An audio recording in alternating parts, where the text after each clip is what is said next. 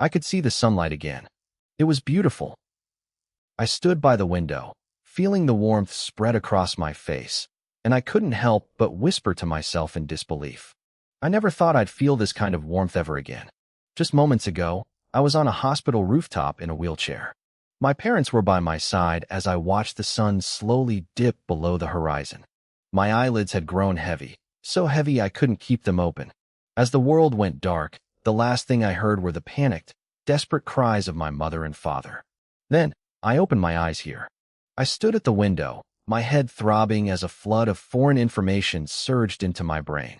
Terms like basic sword mastery and 18 styles of basic gymnastics swirled in my mind. Despite the pain, I refused to sit down. I didn't want to lie on the bed or rest in a chair. In my previous life, I had been diagnosed with a terminal illness. Even after surviving chemotherapy, I lost the ability to move. I had spent so long trapped in a bed that I couldn't remember what it felt like to just stand. Now, feeling the solid floor beneath my feet, I cherished every second of it. "Mom, Dad, I'm sorry," I whispered. "I can't be with you anymore. Take care of them for me, brothers, sisters." As the view outside the window grew brighter, the pain in my head finally began to fade. I had fully integrated the memories of the original owner of this body. The year was 500 of the Martial Era. 5 centuries ago, a massive asteroid, 100 kilometers wide, struck Earth without warning. Humanity had no time to react.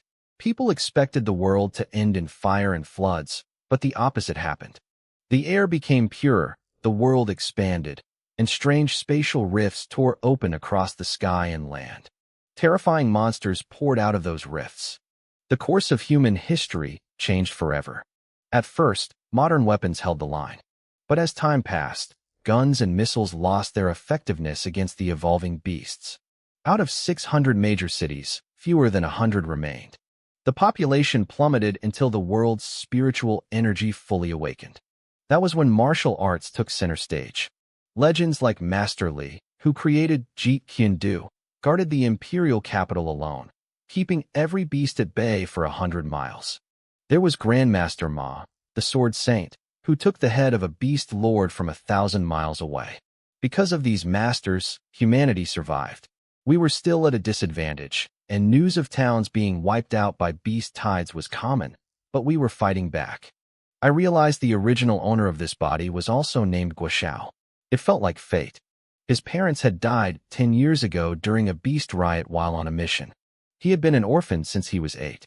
He was lucky in one sense. His parents died as heroes, so the government protected his home and provided a monthly stipend. But that helped stop the moment he turned 18 a few months ago. Yesterday, he had pushed himself too hard. Between overtraining and severe malnutrition, his body simply gave out. He collapsed, and that's when I took over. It was a tragic, powerless way to go.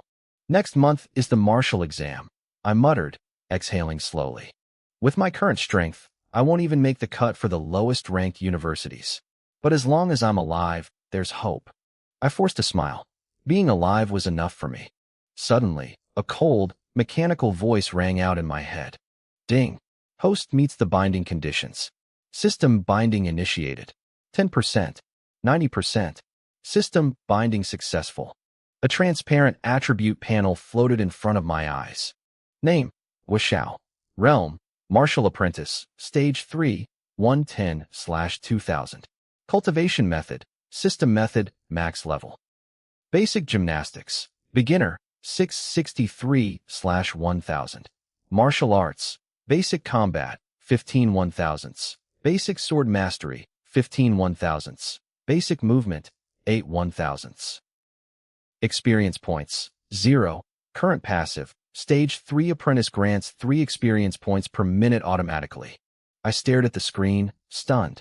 So the novels were right. A system really was the standard kit for a transmigrator. I felt for the original Guo. He had reached Stage 3 under such miserable conditions through pure grit. A method that absorbs and generates experience automatically? I looked at the name System Method and frowned.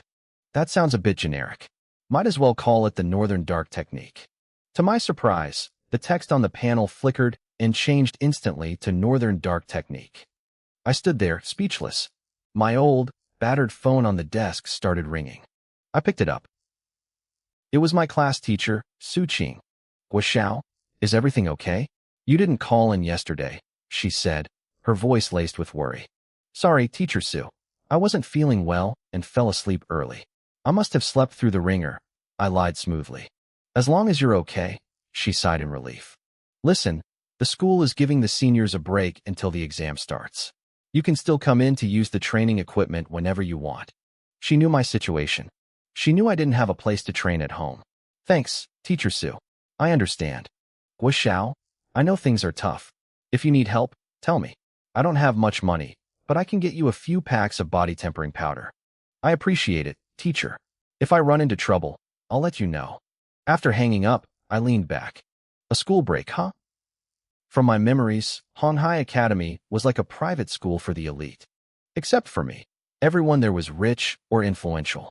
I still didn't quite understand how a penniless orphan like me had been admitted in the first place, but that didn't matter now. I had a new life, a system, and a month to change my fate. I figured my admission to Honghai Academy must have been a government clerical error. A penniless orphan like me had no business in a school for the elite. As for this month-long break, it wasn't hard to guess the reason. The wealthy kids were heading home to gorge themselves on body tempering powder or even high-grade body tempering ointment. They were all making a final sprint for the college entrance exams. No other school in Honghai City would dare to give students a month off right before the biggest test of their lives. Most schools kept their students locked in classrooms 24 hours a day. But Honghai Academy was different. They were rich. Even though I felt out of place there, I was grateful. Since my junior year, the school provided 1 pack of body tempering powder every month. Each pack was worth 30,000 yuan. Only a powerhouse like Honghai could afford that. In other schools, only the top 100 students got that kind of treatment. Speaking of the powder, I had just collected my monthly ration yesterday. I hadn't used it yet. It was the perfect chance to test my Northern Dark technique. I looked at the palm-sized packet in my hand. 30,000 yuan. I wondered how much experience it was worth. I activated the skill, and a surge of suction erupted from my palm. The packet began to shrink, dissolving into nothingness. Within seconds, it was gone. Not even a speck of dust remained. Experience plus 500. I blinked. If I had 4 of these, I could jump straight to the 4th stage of body tempering. But then I paused. If I had used the powder normally, I might not have gained that much. The Northern Dark technique was efficient. It didn't waste a single drop of energy. It was incredible, but I was broke. If I had enough money, I could reach the martial artist realm in minutes. I shook the greedy thoughts away. My new body was severely malnourished. If I broke through too quickly, I'd probably collapse. There was a reason the previous owner hadn't used the powder yet. He was waiting for his body to be ready. I tied my hair back and got ready to leave. I needed to head to the nearby slaughterhouse. My relief funds had been cut off, so everything depended on me now. The slaughterhouse was the only place that would hire someone with my thin build, mostly because the work was too filthy and foul-smelling for anyone else. Walking down the street was a trip. I saw martial artists in high-tech protective suits and armor, but then I'd pass someone dressed like an ancient scholar in traditional Hanfu. My memories told me the world was like this, but seeing it in person was a total visual shock. After 10 minutes, I reached the sign, Yongxing Slaughterhouse. It was a massive place, specializing in chickens and ducks. The owner, Wang Yong, was just arriving at the gate. He looked at me with a confused expression. Xiao? No school today. Uncle Yong, the school announced a break. I thought I'd come in early, I replied. Right? Honghai Academy always does that. He started to ask why I wasn't at home training, but then he remembered my situation and stopped himself. He looked at me with pity. Uncle Yong, I can train here too, I said with a smile. I'll get to work. He sighed as I walked past. I really appreciated him. I never managed to hit my daily quotas, but he never scolded me or docked my pay. I went to the locker room, changed into my work clothes, and grabbed a dagger. Usually, I used a cleaver, but I wanted to see if I could use the dagger to practice my basic sword technique. If I could gain proficiency while killing chickens, I'd be killing 2 birds with 1 stone. I aimed the blade at a hen in a cage. I tried to recall the instructor's movements, arm extending from the shoulder, forming a straight line with the blade. I lunged. The blade scraped the side of the cage. I missed. The hen clucked loudly, almost like it was mocking me. I took a deep breath. I cleared my mind and focused on the tip of the dagger. I lunged again, and this time, the blade pierced straight through the hen's body.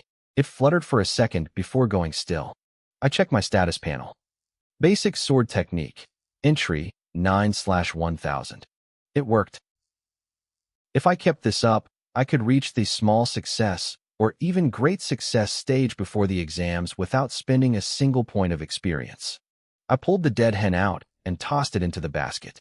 My job was simple: kill them, basket them, and move on. I wanted to use my Northern Dark technique to absorb the energy, but Uncle Yon walked over. I didn't want to show off my secrets. "Shao, was that the basic sword technique just now?" he asked. "Yes, Uncle Yon. I wanted to practice." I felt a bit embarrassed, knowing he'd probably seen my first clumsy miss. "Not bad," he nodded. "When you finish your shift this evening, come to my office. I have something for you." "Sure thing, Uncle Yon." As he walked away, I didn't overthink it. I had work to do. I spent the rest of the morning alternating between practicing my stabs and secretly absorbing the energy from the carcasses whenever no one was looking. I discovered that a normal chicken or duck gave about 10 experience points. It wasn't much, but it added up. By lunch, my basic sword technique had jumped to 111 1,000ths, and my total experience points sat at 1801.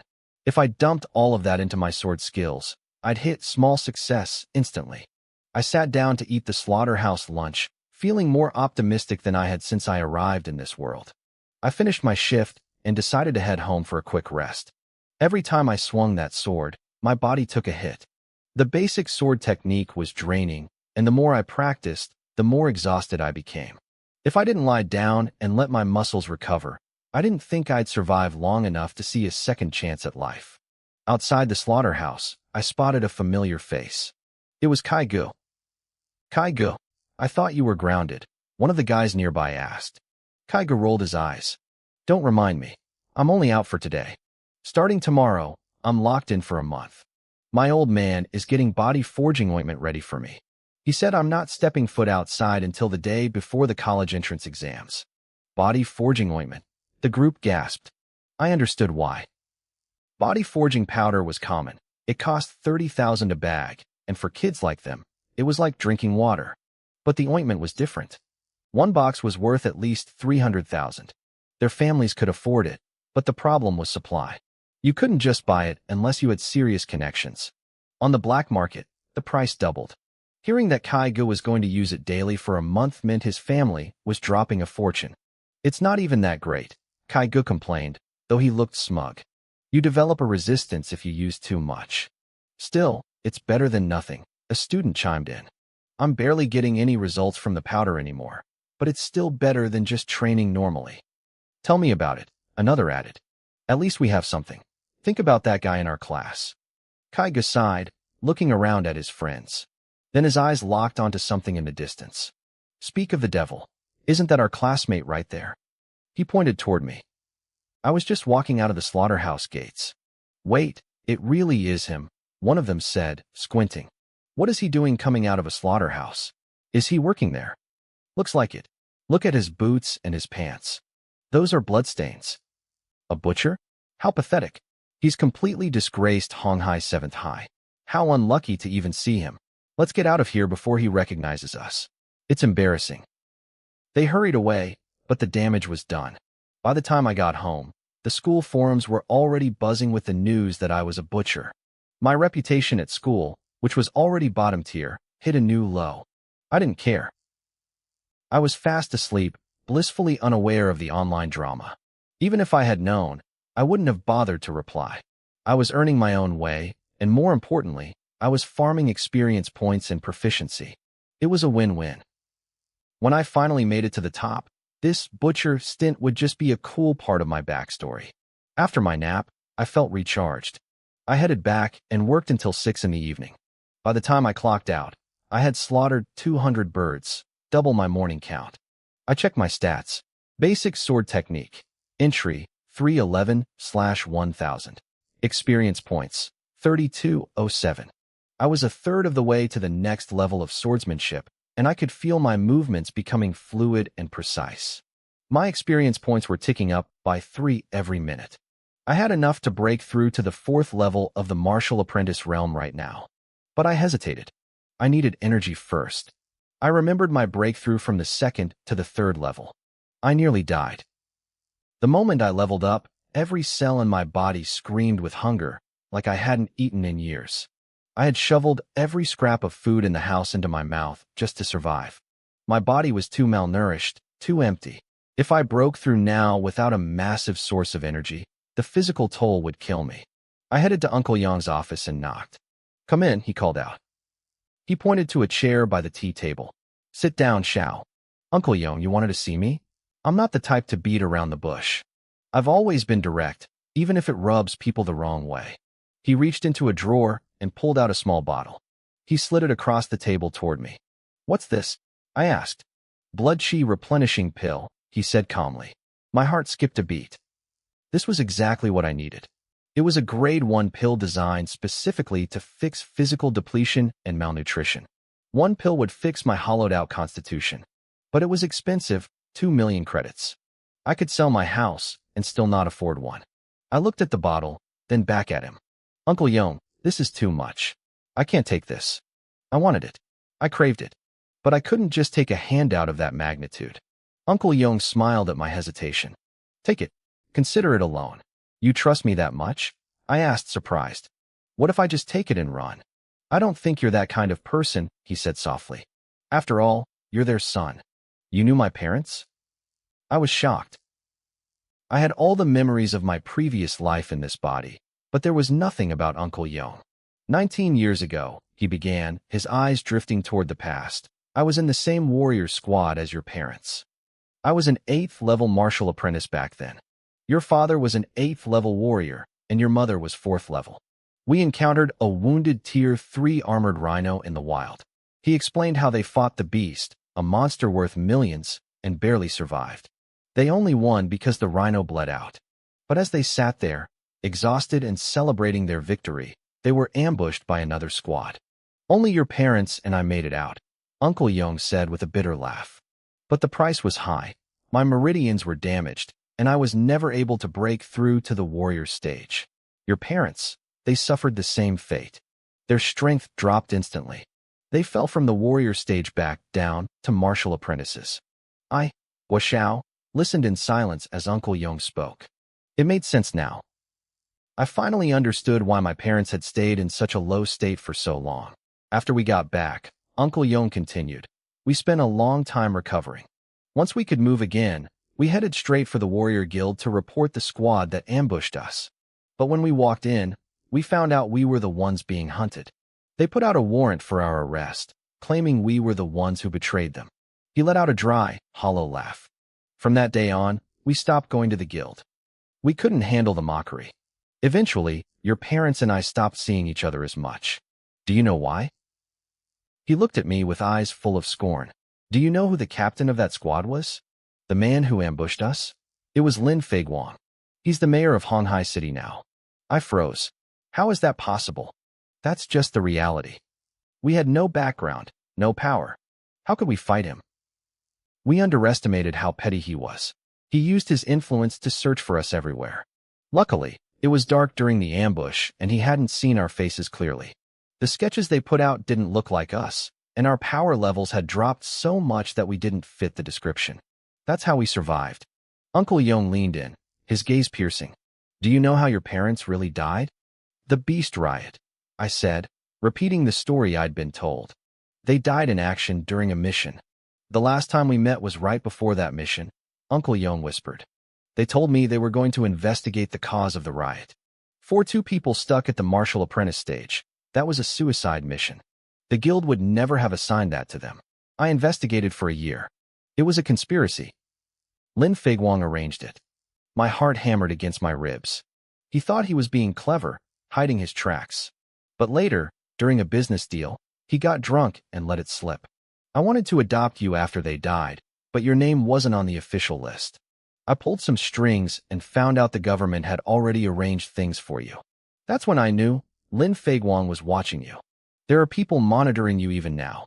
He grabbed my shoulder. The martial exam is next month. If I don't help you now, it'll be too late.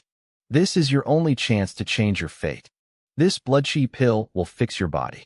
It might even help you break through to the 5th level of the martial apprentice stage within a month. If you do that, you have a shot at the big 5 universities. Now hide it. Before I could respond, he shoved the bottle into my pocket. He picked up his desk phone and dialed a number. Xiaoli, come in here. A moment later, a man entered. Go to finance and get 3,000 credits, Uncle Yong ordered. As Xiaoli left, Uncle Yong leaned toward me and whispered, in this world, you can only trust yourself. I've done all I can. Remember, this money is just a loan from the slaughterhouse. Xiaoli returned and handed over the cash. Here's the 3,000, boss. Take it, Washao, Uncle Yong said loudly. It'll be deducted from your wages. I can't help you more than this. Thank you, boss, I said, playing along. Go on, get home. Xiaoli, get the car ready. As I walked away, I didn't see Xiaoli pull out a phone. Target just had contact with the owner for 30 minutes. Xiaoli whispered into the receiver. He borrowed 1,000 credits for living expenses. Understood. I'll keep watching. He's just a poor kid. Is this really necessary? I made it back to my small apartment. I stood in my parents' room, staring at their memorial photos. The silence felt heavy. I don't know why Lin Feiguang wanted you dead, I whispered to the photos. But I promise you this. When I'm strong enough, I'll find the truth. I'll make him pay. I swear it. I went to my room and pulled out the pill. Every cell in my body seemed to scream with hunger just looking at it. I didn't hesitate. I popped it into my mouth and swallowed. At first, there was nothing. Is this thing a dud? I muttered. Then it hit me. Ah! A sound of pure, overwhelming ecstasy escaped my lips. I slammed my hands over my mouth, terrified the neighbors would hear. It felt too good. My body was melting. Pure energy flooded my veins, and I could feel my cells feasting on the power. An hour later, I pulled up my status. Name, Washao. Level, 4th level martial apprentice. Experience, 3,927. I had enough. I dumped the experience into my cultivation. A surge of heat exploded in my chest, and I felt my bones pop and settle. 5th level. I felt like I could punch a hole through a brick wall. I probably had 500 pounds of force in my fist now. It was enough to pass the basic requirements for the Big 5, but to actually get in, I needed to reach the 7th level. I decided to try my basic gymnastics routine to see if it helped. 1, 2, 3, 4. By the time I finished the 18 moves, I was collapsed on the floor, gasping for air. Why is this so exhausting? I wheezed. I checked my status again. My proficiency had gone up by exactly 1 point. It was a start. I had a month to become a monster, and I wasn't going to waste a single second. I spent 30 minutes struggling through those 18 moves of basic gymnastics. And for what? My proficiency and cultivation each went up by exactly 1 point. I was panting on the floor, sweat stinging my eyes, feeling like I'd just run a marathon for a handful of pocket change. It wasn't worth it. I looked at the status of my Northern Brightness Divine Art. It had gained 150 experience points in the same half hour without me lifting a finger. The math was simple. I didn't need to waste my energy on basic gymnastics anymore. I rested for a bit until my breath came easy, then I reached for a book. 500 questions on martial theory. I wasn't sleepy at all. The physical exams were vital, sure, but the written portion of the martial arts exam mattered too. Every question and answer for the test was inside this book. If I memorized it, I could bag a perfect score. I wasn't about to let easy points slip through my fingers. The next morning, I stretched my stiff neck after a long night of reading. I pulled up my panel out of habit. Experience, 4,042. Not bad. Even if I did absolutely nothing today, I had enough to break through to the 6th level of the martial apprentice realm. Life was starting to feel good. I headed to the Yongxing slaughterhouse and swapped into my work clothes. The weak, hollow feeling that used to haunt this body was gone. I felt solid. Ah Shao, a voice called out. It was Wang Yong, the owner. The exams are coming up. You should focus on your cultivation. We can get by without you for a few days. I blinked, touched by the gesture. I'm okay, Uncle Yong. I can handle it. He looked at my face, likely seeing the healthy color in my cheeks and the clarity in my eyes. He knew I'd taken the blood and chi pill. He nodded, looking relieved, and went back to his office. Being the boss of a slaughterhouse meant he had plenty of his own problems to deal with. I got to work. My basic sword technique was getting better, and my efficiency with the chickens was terrifying. I could strike exactly where I wanted with zero wasted movement. I tossed the birds into the baskets, quietly absorbing experience points with every kill. It wasn't boring. In fact, I was loving it. I lost track of time. As I finished off the last hen in the crate, a sudden flood of information slammed into my brain. I froze. My vision blurred, and it felt like my consciousness was being yanked into a different dimension. I stood in a void. All around me, shadowy figures were moving, practicing the basic sword technique. I stared, trying to see who they were. The figures shifted and blurred, slowly becoming clearer, as if a thick fog was lifting. Just as I was about to see a face, the world snapped back. Xiao? Works over Xiao.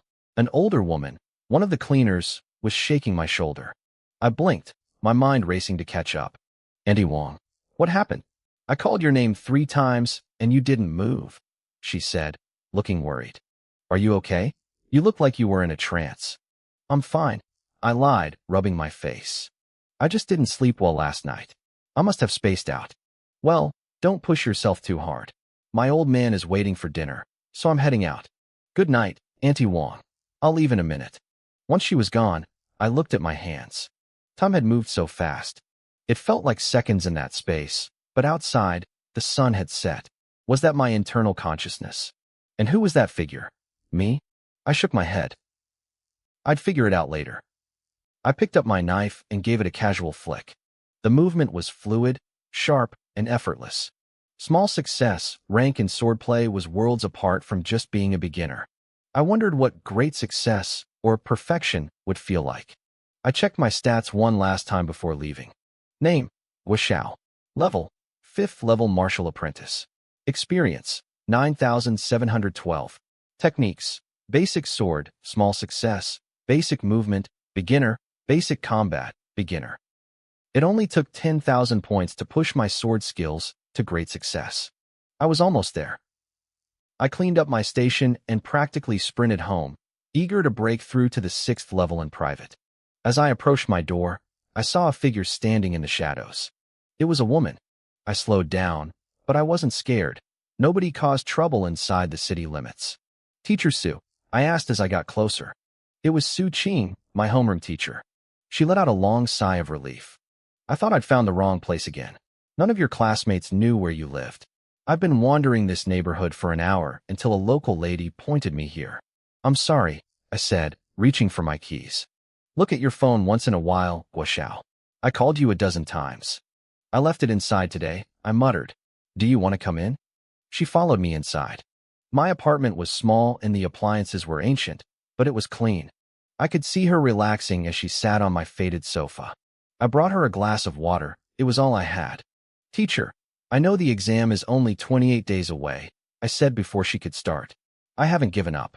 She looked at my clothes, the cheapest, most basic fabric available, and her expression softened.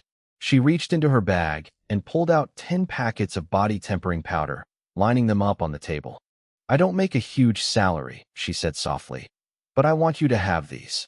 I can only support you this much for now. Teacher Sue said, her voice heavy with a mix of guilt and hope. The slaughterhouse is fine for a while, but you must go there less. Try to break through to the next minor realm. Teacher Sue, really, you don't have to do this, I started, but she cut me off with a sharp wave of her hand. That's enough, she insisted. I have things to do. Don't bother seeing me out. Just get a good score on the exam. That's all the thanks I need. She stood up and left before I could say another word. I looked at the 10 packets of body tempering powder sitting on my table and didn't know whether to laugh or cry. Was this what it felt like to have a benefactor? Having a teacher like this was a blessing I hadn't expected. I'll give you a real surprise when the time comes, I whispered to the empty room. I didn't waste any time. I grabbed the powder and began to absorb it directly. Experience points plus 5,000. I felt a rush of energy. It was time to break through. As the power flowed into my veins, it felt like a dam bursting, but without any of the pain. The energy surged through my limbs, meeting zero resistance. Just like that, I reached the 6th level of the martial apprentice realm. The medicinal properties of the blood-replenishing chi pill I'd taken earlier were still lingering in my system. Instead of the usual post-breakthrough exhaustion, I felt a refreshing wave of clarity. First-grade pills were truly worth the price. They saved so much trouble. I made a mental note to thank Wang Yong again later. I owed that man a lot. I pulled up my status panel. Name, Guoxiao Realm. 6th level martial apprentice, 1/16th, 000. Cultivation, Northern Brightness Divine Art, Max, Techniques, Basic Gymnastics, Beginner, Basic Combat, Beginner, Basic Sword Technique, Small Success, Basic Movement, Beginner. Current XP, 7,014. Passive gain, 6 points per minute. I sat on the sofa, staring at the glowing numbers, lost in thought until sleep finally took me. The next morning, I woke up early and headed to the breakfast stall downstairs. Boss, 3 meat buns and a bowl of soy milk. I called out. 3 buns, 1 soy milk. Coming right up, the waiter shouted back. The place had an old-school vibe, like a bustling tavern from a historical drama. When the tray arrived, I noticed an extra boiled egg sitting there. Is this mine? I asked. The boss's wife gave it to you. The waiter replied, pointing toward the counter. I looked over and saw the couple busy at the steamers. They caught my eye and gave me a warm, knowing nod before returning to work. I'd been coming to Aid's breakfast stall for a long time. Back when I was broke and living on plain steamed bread, they'd noticed. Now that I was a regular, they always tucked extra food into my order. A bun here, an egg there, and they never charged me for the extras. I finished my meal and paid the full price. I didn't need to pinch pennies anymore. I had 3,000 yuan from my advance, which would last a normal person months. For a martial artist, it was barely a drop in the bucket, but with my system, I didn't have to worry about starving. I was already at the 6th level. By tonight, I'd hit the 7th. That was the benchmark for the elite universities. With 27 days left, I might even break into the true martial artist realm. When I arrived at the Yongxing slaughterhouse, I looked at the cages of chickens and ducks. To everyone else, they were livestock. To me, they were stacks of experience points. Asterisk swish. Swish, asterisk. My dagger blurred. I struck 2 ducks in their cages with a single, fluid motion. I stared at the blade in my hand, stunned. So this is small success in sword technique. Yesterday, I'd felt the smoothness, but today I saw the power. The gap between beginner and small success was a literal canyon. It made me wonder just how lethal great success would be. Because I'd reached the 6th level, my speed and strength had increased across the board. I moved through the station like a whirlwind. Did Guoxiao take the wrong meds today? One of the other workers whispered. Why is he looking at those birds like they killed his parents? He's killing them way too fast, another grumbled. You only need 500 to hit the quota. He's overdoing it. Outside the slaughterhouse, a different kind of energy was brewing. Hello, viewers, a bright, cheerful girl chirped into a camera. A group of 3 beautiful girls stood near the entrance, shaded by a tree. Their livestream chat was exploding with heart emojis and fans arguing over who was the true goddess. Guess where we are? The leader asked, smiling as the cameraman panned around to show the gritty industrial background of the slaughterhouse. Is that where the butcher works? A comment flashed on the screen. The girl laughed. Exactly. We're at the place where our school's famous butcher spends his time. The girls were the heads of the Honghai Middle School news department. They were all 7th level apprentices, but they knew they wouldn't hit the 8th level before the exams. Instead of training, they decided to chase the hottest trend on the school forums, me. Inside, I was completely oblivious. I was staring at my updated stats. Basic sword technique, small success, 398/10,000. Current XP, 9,170. At this rate, I'd hit great success in half a month. I checked the time, wiped the blood off my apron, and prepared to head home for a quick rest before the afternoon shift. Look, he's coming out, the girls shouted to their camera. I stepped into the sunlight, squinting, only to find a camera lens and 3 popular girls from my school blocking my path. I looked at the three girls standing in front of me. They were pretty enough, but their makeup was way too thick. One of them wore lipstick so bright it hurt to look at, and the girl next to her held her chin so high she looked like a preening peacock. I gave them a mental failing grade and frowned. "Do I know you?" I asked. The three of them rolled their eyes simultaneously. "Of course you do," they said in unison. "We're all from class 5. "Oh, it's you guys," I said, rubbing my eyes. "Sorry, I had some sand in my eyes. I didn't see you clearly." One of the girls laughed. "I can't believe there's someone who doesn't recognize our school goddesses. Is he a moron?" "He's actually kind of handsome," another whispered. "He just needs a better haircut." I noticed a guy nearby holding a phone, pointing it directly at me. I couldn't tell if he was taking photos or filming a video. "What do you want?" I asked. The girl in the center stepped forward. "Student Guo Xiao, I'm Wang Xin, president of the school's news department. These are my vice presidents, Chun Jingya and Lin Yu. And this is our cameraman, Li Si." After introducing her team to the small crowd gathering around us, she continued, "We heard you've been working at a slaughterhouse lately. We'd like to interview you." "Interview me?" I repeated. I looked at them for a moment, and a thought occurred to me. "This is a serious matter," I said solemnly. "Let me start over. I'll come out again." The livestream comments were losing it. "This guy is so extra," someone typed. "I love how serious he's taking this." Nearly 100,000 people were watching the stream now. I turned around and walked back toward the entrance of the Yongxing slaughterhouse. I stood there for a second, straightened my clothes, and composed my face. The viewers watched with bated breath. I stepped out again, walking toward the news team with a cold expression. The girls smiled, ready to start their questions. "Student Guo Xiao." "Get lost," I said. The word was cold and sharp. I didn't wait for a reaction. I just walked right past them and kept going without looking back. Behind me, the girls froze like statues. Nobody had ever treated them like that, especially since they were famous internet goddesses. The chat went wild. "Holy crap, that was legendary." When the girls finally snapped out of it, their faces turned ugly. I could tell they wanted to beat me up right then and there, but with 100,000 people watching, they had to maintain their image. "Maybe we're just not pretty enough," Wang Xin said to the camera, her voice trembling with fake sadness. "He doesn't care about our interview. It's so heartbreaking." "Yeah," the others chimed in, looking dejected. They were pros at playing the victim, immediately turning the embarrassment into a way to make the audience hate me. "Next time I see him, I'll make him kneel and apologize to you," one fan commented. The girls had successfully deflected their shame and painted a target on my back. None of us realized that this tiny interaction was about to explode across the entire internet. The news team was famous now, and so was I. In a mansion owned by the Lin family, a middle-aged man watched the video on his phone. "Just a piece of trash," he muttered, his eyes full of malice. "I'll let you live a little longer." In another room, a young man's phone buzzed. "Brother Kai, check this video I sent you. Your girl is being bullied." The man, Kai, immediately opened the link. He watched Wang Xin look sad in the video and felt his heart ache. Then he saw me. "Get lost," I said on the screen. "Guo Xiao, you're dead," Kai hissed. He picked up his phone and made a call. "Find a chance to teach Guo Xiao a lesson. Don't kill him, just mess him up.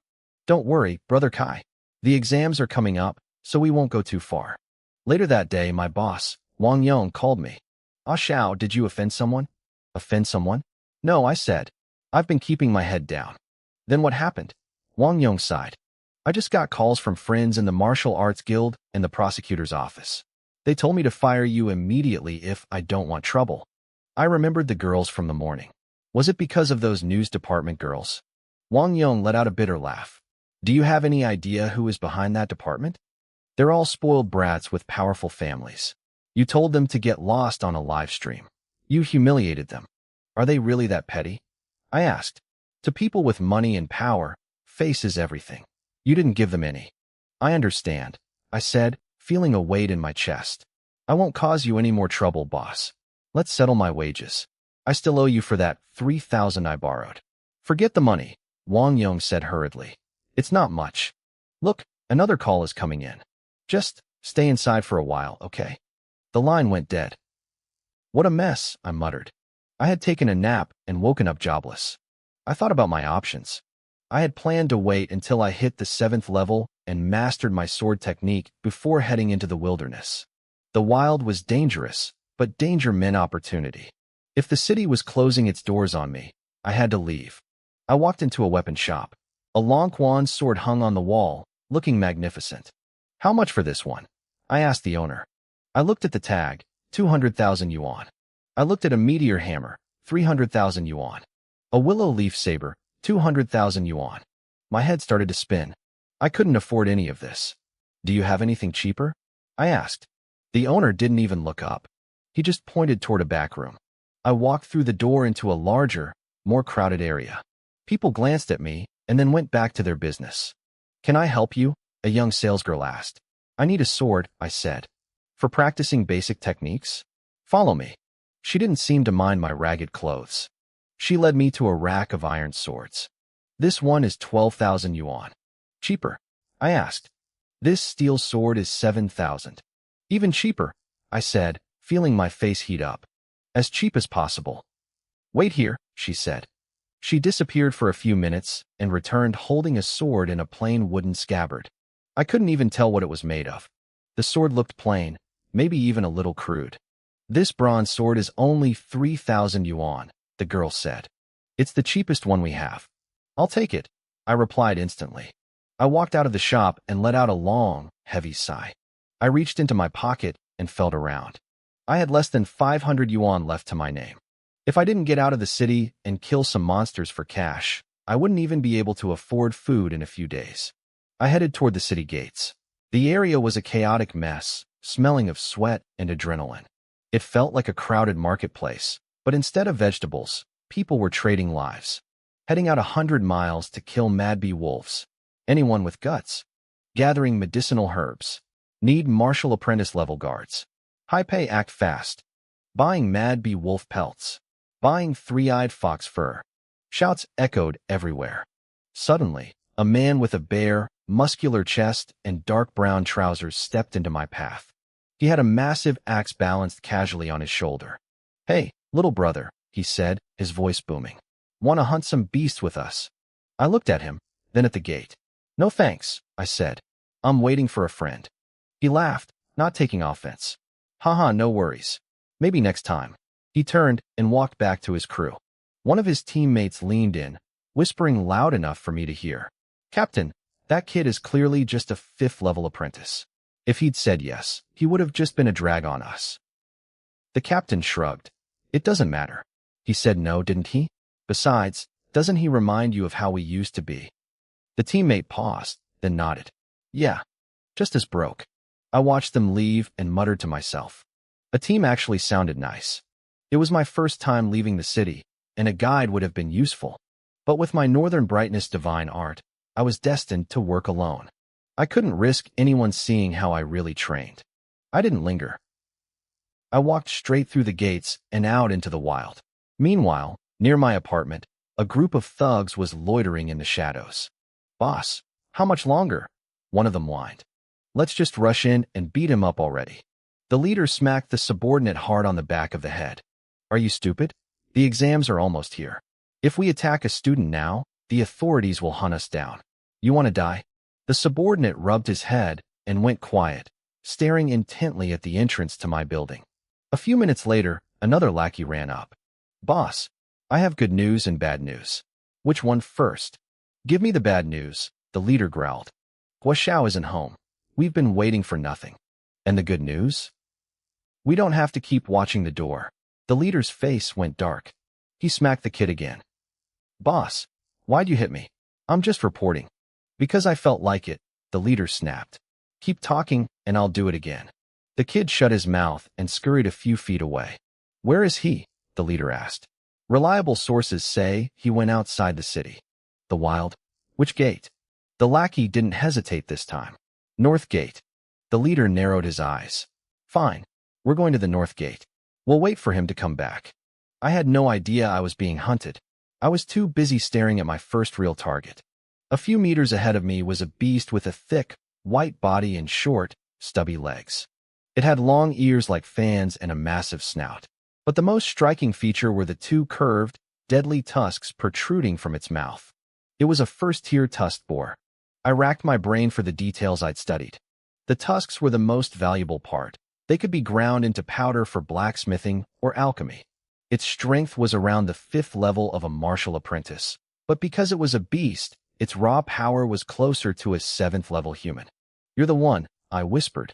If the boar knew I was choosing it for my first time, it probably wouldn't have been honored. I crouched low, moving through the tall grass. My heart hammered against my ribs. I crept closer, 1 inch at a time. The boar suddenly lifted its head, sniffing the air. I froze. My breath hitched. Luckily, the brush was high enough to hide me. After a tense moment, the beast lowered its head again. I took another step. Snap! A dry branch broke under my boot. The sound was like a gunshot in the quiet clearing. The tusked boar bolted upright. It turned and locked eyes with me. It hadn't realized I was so close. When it saw the bronze sword in my hand, it didn't just get scared, it got angry. It recognized the weapon. This was the thing that killed its kind and stole their tusks. It pawed the ground with its front hoof, lowered its head, and charged. "Holy crap!" I yelled. The boar was a white blur of muscle and rage. I panicked for a split second, then threw myself into a desperate roll. The boar thundered past me, the smell of its foul breath and wild musk hitting me like a physical wall. I scrambled to my feet and drew my sword. Shing! The boar turned, its eyes red with fury. It didn't want to run. It wanted me dead. It lunged again, but this time it leaped into the air, aiming those massive tusks straight at my chest. I didn't think. I just swung. My bronze sword slammed into its tusks with a metallic clang. The impact sent a shockwave up my arms. We both flew backward from the force. The boar skidded back 2 meters. I flew back 4. I stood up, my right hand trembling from the vibration. When you face a beast, do not panic.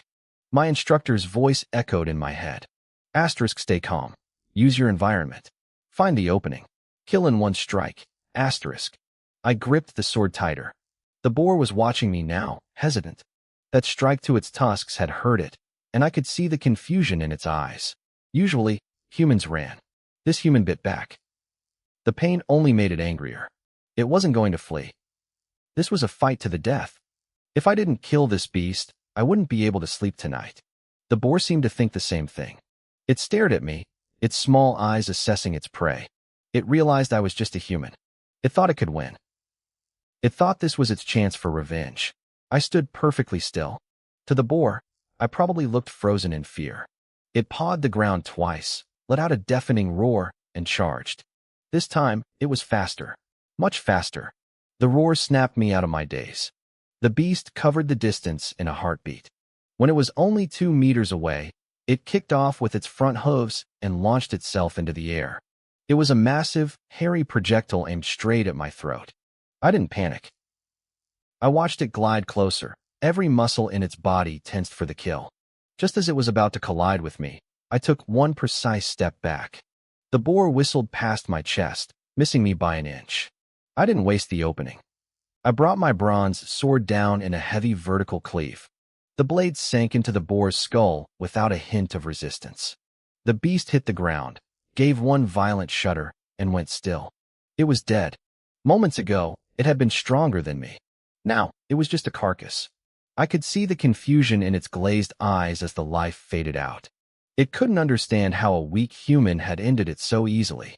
It stared at me even in death, as if trying to kill me with its gaze. I looked down at the body and sighed. "Don't blame me, brother pig," I muttered.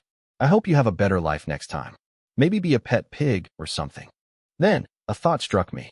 I checked the clearing to make sure I was alone. No one was watching. I knelt down and placed my hand on the boar's head. "Northern brightness, divine art," I whispered. I activated the technique. The boar's body began to shrivel and shrink before my eyes.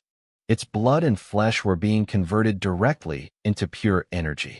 Within seconds, all that was left was a hollowed-out hide. Experience points plus 5,000. 5,000 points. My heart skipped a beat. This was dangerous, sure, but it was incredibly fast. Killing chickens and ducks at the slaughterhouse felt like a joke compared to this. I looked at the leftover skin on the ground and slapped my forehead. Damn it, I should have taken the tusks off first. Those were worth a lot of money. Whatever. At least I have the hide. It should still fetch a decent price. The sky was getting dark. Nighttime was when the real monsters came out to play, and I didn't want to be stuck in the wilderness after sunset. I rolled up the boar skin, tucked it under my arm, and started the long trek back to the city. By the time I reached the bustling market inside the city gates, the torches were lit. The place was alive with shouts. Freshly made hemostatic powder.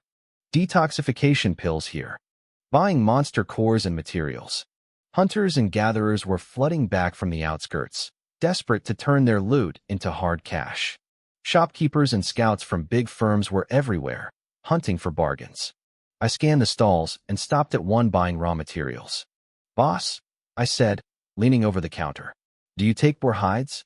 The young guy behind the stall looked up. He saw the bundle in my hand and nodded. "Yeah, we take him. Don't worry, there are plenty of buyers here, but I'll give you a fair shake." "What's the price?" I asked.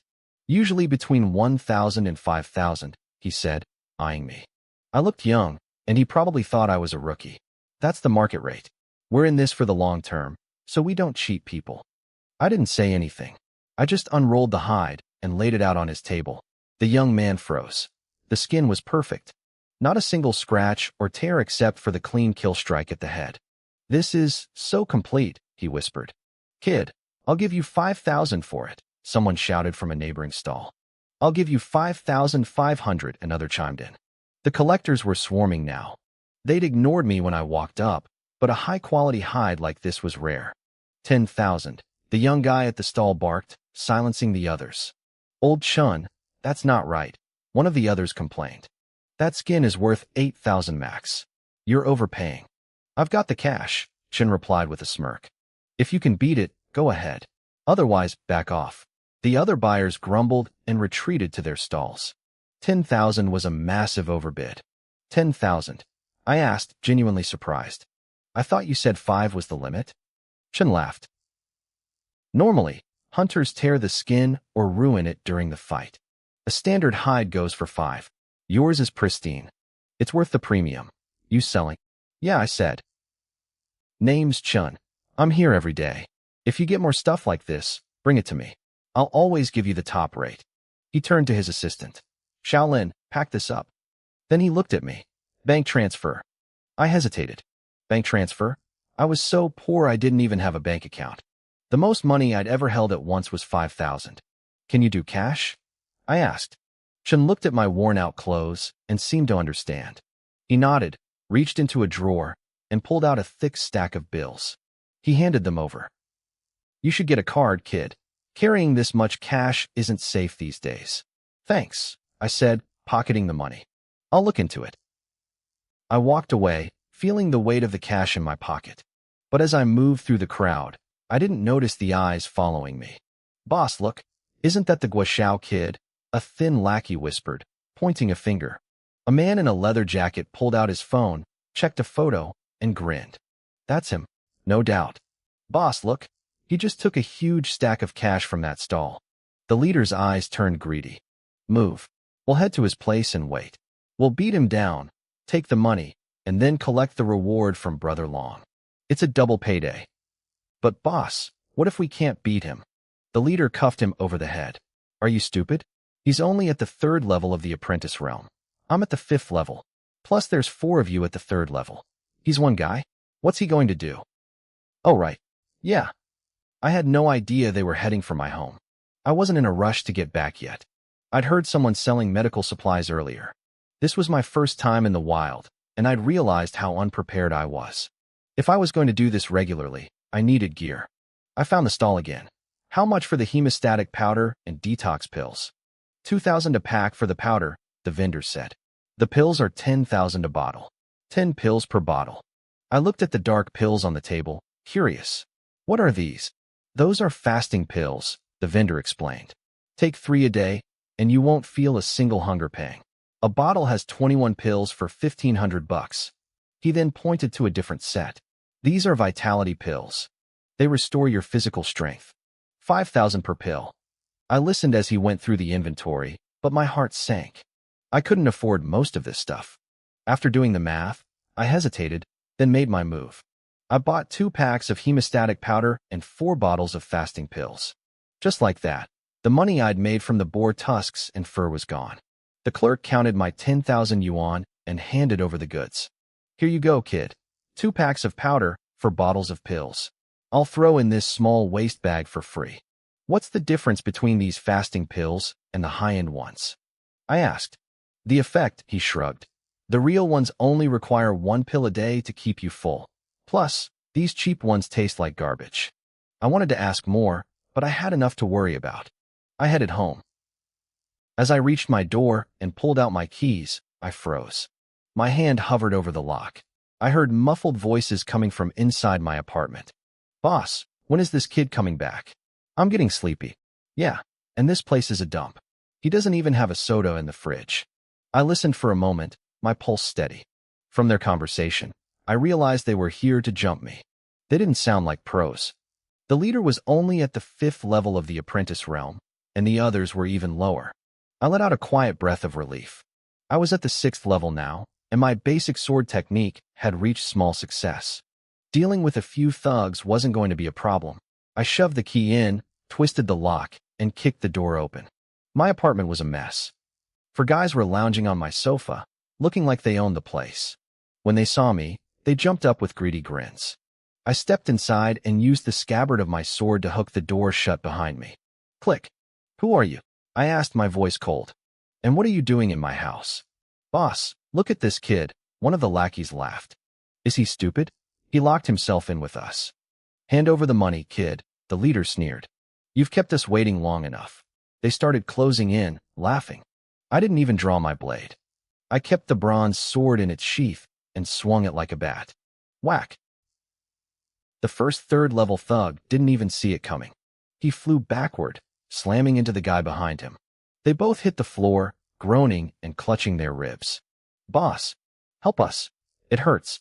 The leader's face twisted in rage. You little brat. You're asking for it. In his eyes, I was still just a 3rd level weakling who got lucky with a surprise attack. He signaled to his remaining 2 men. They pulled out jag daggers with a sharp shink sound. Drop the sword, the leader growled. I stood my ground, expressionless.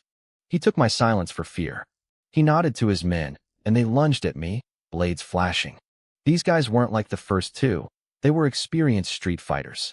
They weren't just looking to bruise me. They were going for blood. I watched them move. It felt slow. I swung the sheathed bronze sword again, putting my full strength behind it this time. Crack! Crack! The daggers clattered to the floor. Both men were sent flying back to where they started, collapsing in a heap. The leader crawled backward, his voice trembling. Wait, you're not at the 3rd level. What are you? I walked toward them, my shadow looming over the group. Who told you I was 3rd level? Panic set in. Their boss, a 5th level fighter, had been swatted away like a fly. Let us go, the leader yelled, trying to regain some bravado. Pay for our medical bills, or Brother Long will never let this go. I put on a mock look of terror. Oh no, I'm so scared. The leader didn't see the glint in my eyes. He thought I was actually folding. Good. Now help us up, and I silenced him with a kick to the gut that sent him face first into the floor. Who is Brother Long? I asked. And why did he send you? Let us go, you bastard. Brother Long knows we're here. If we don't return, you're dead. I looked at them, bored. If I let you go, you'll just bring more people. If I don't. I paused, leaning in. I don't have time to play games. Tell me about Brother Long. They didn't answer. They just lay there moaning, ignoring me. My patience snapped. Fine. Don't talk. I knelt down and placed my hand on one of the lackeys' heads. I felt the northern brightness divine art stir within me. I began to circulate the technique, and the air in the room seemed to turn cold. The man beneath my hand began to thrash. Boss, save me. What's happening? Save me. The leader watched in pure, unadulterated horror. A warm liquid began to seep through his pants as he lost control of his bladder. Before his eyes, his men began to wither. Their flesh seemed to melt away, their bodies shrinking into nothing but skin and bone. Their screams grew weak, then turned into rasps, and finally faded into silence. Within moments, the men were gone. All that remained were piles of warm clothes on the floor. System, experience points plus 9,000. I turned my gaze to the leader. Speak. I. I don't know, he shrieked, his mind snapping. I only know Brother Long told us to teach you a lesson. Demon. You're a demon. Stay away from me. He was hysterical, rambling nonsense. I realized I wasn't going to get anything more out of him. He was broken. I placed my hand on his head. The northern brightness divine art surged again. A few seconds later, another pile of clothes hit the floor. System, experience points plus 5,000. I didn't feel like a hero. As the leader of the thugs dissolved into nothingness, I couldn't hold it back anymore. I bolted for the bathroom and collapsed over the toilet, retching until my stomach burned. It was horrific. Dissecting a corpse in a lab was one thing, but watching a living man turn into a hollow shell of skin and bone right in front of me was something else entirely. The northern brightness divine art was efficient, but it was ugly. I stayed there until I was coughing up bitter bile, waiting for the nausea to fade. Once I could breathe again, I reached into my small hip bag and pulled out a tailbone pill. It smelled like rotting trash and tasted even worse, sour, pungent, and foul. I gagged as I swallowed it, but the effect was instant. The hollow hunger in my gut vanished, and my mind finally cleared. I walked back into the living room. Piles of clothes lay scattered across the floor where the men had been. I looked at the fabric. The quality was definitely better than the rags I was wearing, but there was no way I was touching anything that belonged to them. I spent the next hour cleaning. I threw the discarded clothes and the broken bits of my furniture into the trash bins outside. When I finished, the apartment looked decent again. At least the thugs left me a parting gift. I picked up the leader's smartphone from the floor. It was sleek, expensive, and miles ahead of my old junker. Suddenly, the phone vibrated. A name flashed on the screen, Brother Long. I hesitated, then swiped to answer. I didn't say a word. Xiaozhong. How'd it go? A voice asked. When I didn't respond, the tone shifted. Who is this? Xiaozhong, what happened to you? Didn't you send them to find me? I asked coldly.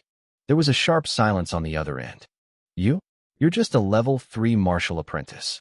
How could a broke kid like you beat Xiaozhong and his crew? Believe it or not, they're gone, I said. Just tell me who paid you to come after me. The man laughed, a dry, dangerous sound. So you're really Guo Xiao. I didn't think you'd be hiding this deep. Planning to shock everyone at the Big 5 exams, are you? I asked you a question. I started, but the line went dead. I tried calling back, but it went straight to voicemail. He had blocked me. I didn't waste any more time. I popped the SIM card out, snapped it, and tossed it in the trash. I put my own card in the new phone and sat down on the sofa. I checked my status panel. Realm, level 6 martial apprentice, 1/16th, 000, cultivation, northern brightness divine art, max level, skills, basic body techniques, level 18, basic combat, 15/1, 000, basic sword, small success, basic movement, 35/1, 000, experience points, 32, 680. My eyes widened. My experience points had skyrocketed. I also noticed my basic movement skill had jumped from 5 points to 35 points just from that brief scuffle. My instructor was right. Real combat was the fastest way to grow. I leaned back, thinking about my fight with the tusk boar earlier that day. I'd been terrified. Even though I'd died once in my past life, the sight of a monster charging at me had frozen my blood. At level 6, I should have been stronger, but the boar's raw power was insane. I was lucky to be alive. But then I looked at my experience points again. 32,806. It was still ticking up by 6 points every minute. It was a beautiful sight. I didn't hesitate. I dumped my points into my cultivation. I felt a massive surge of heat explode in my chest. My cells screamed as they devoured the energy, expanding and hardening. I felt a thin barrier in my mind snap like a piece of paper. System breakthrough. Level 7 martial apprentice reached. There was no bottleneck or struggle. It was smooth and instant. I wondered if it would be this easy when I tried to become a true martial artist. But the breakthrough came with a price. My stomach growled with a ferocity that made me wince. I ate another tailbone pill, but the hunger only barely subsided. I realized then that every time I broke through, my body needed massive amounts of physical energy to stabilize. The system gave me the progress, but it couldn't create matter out of thin air. Martial arts really was a rich man's game. Without money for high-grade supplements, I'd eventually starve myself to death just by leveling up. I shook the thought away. I still had 17,041 experience points left. I wasn't going to hoard them. Strength was the only thing that mattered for the exams. I focused on my basic sword technique and basic movement, pouring the remaining points into them. A flood of memories and muscle reflexes slammed into my brain. It felt like I was spending years in a training hall, swinging a blade and dodging shadows until the movements became as natural as breathing. The information for my basic sword technique and basic movement flooded into my mind. It felt like I had always known these moves. Suddenly, my consciousness shifted, just like it had back at the slaughterhouse. I was back in that mysterious space. Shadowy figures were everywhere. Some were practicing sword forms. Others were moving with impossible speed. I focused my eyes, staring hard at one of the figures practicing the sword. It was clearer than before, though still a bit blurry. There was something strangely familiar about the way it moved. The next second, my consciousness snapped back into my body. My head throbbed. I felt a wave of dizziness so intense I could barely stand. It was the mental tax for receiving so much information and entering that space. I made a mental note to be careful in the future. If I got stuck in that trance during a fight, I'd be a sitting duck. The dizziness got worse. My vision blurred, and my legs felt like lead. I collapsed onto my sofa and fell into a deep, heavy sleep. When I woke up the next morning, I checked my stats immediately. I whistled. My sword technique had reached the Grandmaster level, and my movement was at small success. But seeing that I needed 100,000 points to level up my sword skill again made my jaw drop. That was a massive number. It took less than half that to level up my entire cultivation realm. I washed up in the bathroom and looked in the mirror. My hair was a mess, long and wild. I needed a haircut, but I didn't want to spend the money. I found a piece of string and tied it back into a makeshift ponytail. It looked like a ridiculous butterfly knot, but I didn't care. Actually, I'm pretty handsome, I muttered. Even in my coarse, cheap clothes, the change in hairstyle made me look sharper. More like a martial artist and less like a beggar. I grabbed my things and headed out. I needed to go to the bank. Carrying a wad of cash in this city was just asking for trouble. Guo, a voice called out. I turned and saw my homeroom teacher, Su Qing. Standing next to her was a girl who looked about my age. Hello, Teacher Su, I said. Call me Sister Qing. She corrected me with a smile. When we're outside of school, I prefer it. Right. Sorry, teacher. She sighed and shook her head. Where are you heading? The bank, I told her honestly. I've got too much cash on me. I'm worried someone might try to rob me. The girl next to her let out a sudden snort of laughter. She looked at my ragged clothes and then at my face, clearly thinking that no thief would ever bother with someone who looked as poor as me. Su Lin. Su Qing snapped, giving the girl a stern look. So her name was Su Lin. She seemed a bit airhead. I'm sorry, sister, Su Lin whispered, realizing she'd been rude. Su Qing turned back to me, looking embarrassed. I'm sorry, Guo. This is my younger sister, Su Lin. She didn't mean anything by it. It's fine, I said. I should get going before the bank gets crowded. Su Qing checked her watch. It was almost 9. You're right. Go get that sorted. Then head home and focus on your training. I'm expecting great things from you at the Big 5 exams. I nodded. I'll do my best. Before I could finish my sentence, Su Lin was already dragging her sister away. They seemed to be in a massive rush. I watched them go, wondering why a teacher was always so frantic. Was that your student? I heard Su Lin ask as they walked away. Yes, Su Qing replied. From his clothes, I bet he's level 3 at most, Su Lin said confidently. Around there, Su Qing sighed. He's a good kid, just from a poor family. If he had better resources, he'd be much higher. No way, Su Lin bragged. Even if he were level 9, I'd still beat him. I'm going to be the top scorer in the national exams this year. Don't be so arrogant, Su Qing warned. There are already 2 students in Class 1 who hit level 9. You know them, Yi Luo and Yi Tian. What? How are they so fast? If you spent less time playing and more time practicing, you'd be there too. I didn't hear the rest of their conversation. If I had, I would have been shocked to learn that the airhead girl was actually a level 8 martial apprentice.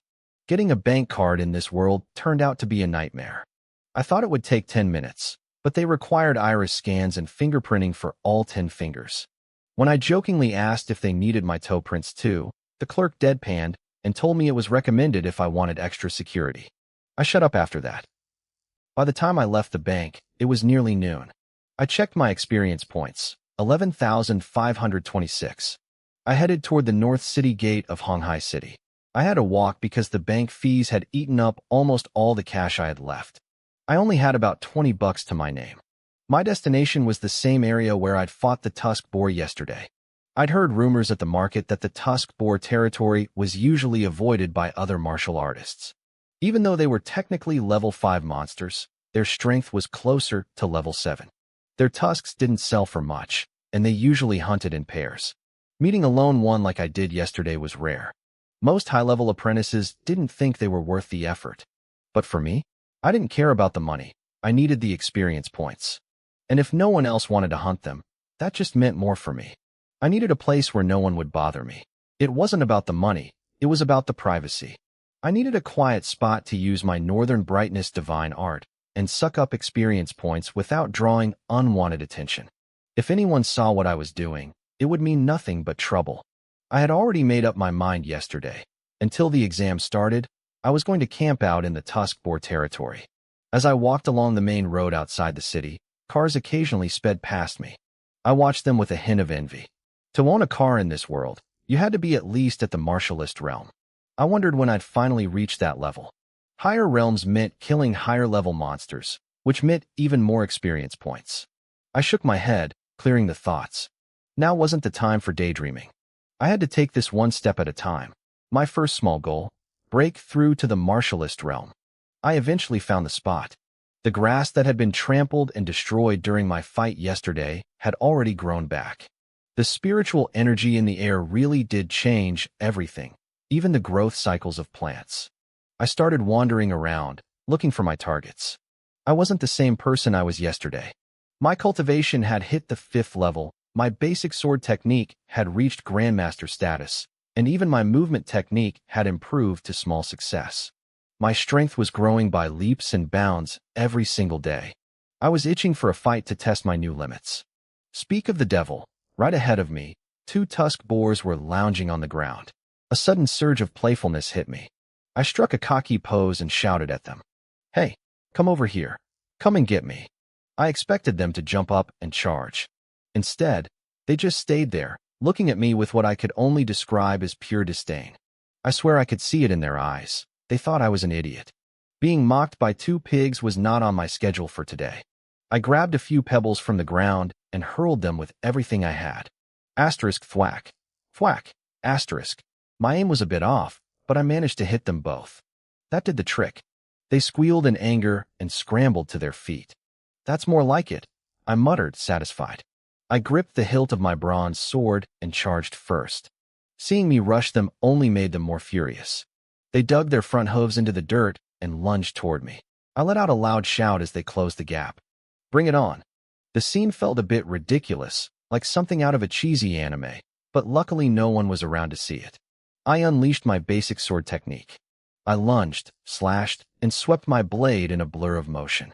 Within seconds, tiny cuts began appearing all over the boar's thick hides. I wasn't in a hurry to kill them. I was using them as live practice for my newly mastered sword forms. Every time they tried to gore me, I slipped away effortlessly. My improved movement technique was incredible. Yesterday, dodging 2 of them would have been a desperate struggle. Today, I was practically playing with them. I felt lighter, more agile.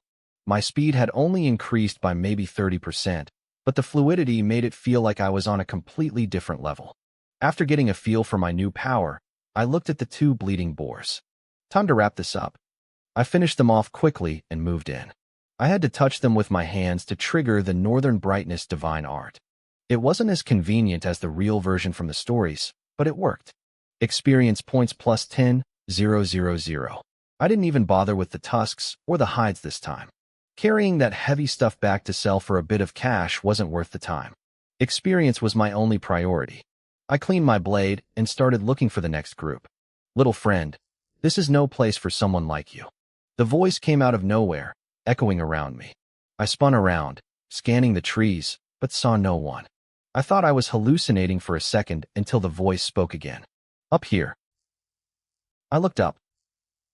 An old man was standing on a tree branch, stroking his long beard and looking down at me. To him, I probably looked like a typical high school kid, fifth-level martial apprentice, cheap clothes, clearly from a poor family. In this world, someone like me shouldn't have had high-level techniques or the gear to survive out here alone. Why can't I be here? I asked. What makes you think you can be here? The old man countered. My strength, I said simply. The old man laughed, looking at me with an amused expression. Based on your fifth-level cultivation? I could tell he wasn't a threat. If he wanted me dead, he could have killed me before I even knew he was there. I stayed calm, and the sword in my hand. He looked at my weapon, a cheap, nicked bronze blade made by some low-level apprentice. That piece of scrap metal? That depends on whose hand it's in, I replied. In my hand, it's a legendary blade. The old man went silent. He didn't know how to argue with that. He probably hated my "the world is mine" attitude, but he couldn't deny the conviction in my voice. If social martial artists can hunt beasts at the fifth level, why can't I? I added, a martial artist should be self-reliant and relentless. Well said. The old man sighed, looking genuinely moved. He seemed to be lost in a memory of 500 years ago when the beasts first arrived and humanity had to fight for every inch of ground. Back then, everyone was ordinary, and they still fought. He looked at me and then seemed to drift off into deep thought. While he was reminiscing, I was secretly panicking. Is he deciding how to kill me? Should I run?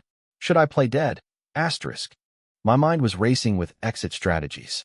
The old man snapped out of his trance and saw the look on my face. He stopped stroking his beard and huffed. Do I look like some bloodthirsty monster to you? Infuriating kid. He reached into his robe, pulled out a manual, and tossed it down. It landed right at my feet. By the time I looked back up, he was gone. I stood there, jaw dropped, staring at the empty air. The old man hadn't just walked away, he had literally taken flight. He soared into the sky and vanished. I looked down at the manual he had tossed at my feet. 3 words were written on the cover, drawing sword technique. Looking at those words, my mind drifted to a certain legendary character from my past life. You know the one. The lower he held his head, the stronger he became. I shook the thought away. I needed to focus on reality. I tucked the manual into my robe and started heading back toward the city. This wasn't the place to start reading. If I got too absorbed in the technique and a beast ambushed me, I'd be dead before I could turn the page. Back in the bustling streets of Honghai City, I stopped by a familiar stall. The young clerk, Shaolin, recognized me and waved. Hey Shaolin, I said. You're pretty young. Why are you working here instead of studying? Don't laugh at me, brother, he said with a sheepish grin. My family is poor. Luckily, Boss Chin took me in. I come here to help out whenever I have free time. My urgency to get home faded a bit. I felt a kinship with him. I pulled out my loot. Help me see how much these are worth. Shaolin skillfully inspected the 2 tusker boar pelts I had harvested. The sword punctures are a bit numerous on these too, but the overall integrity is good.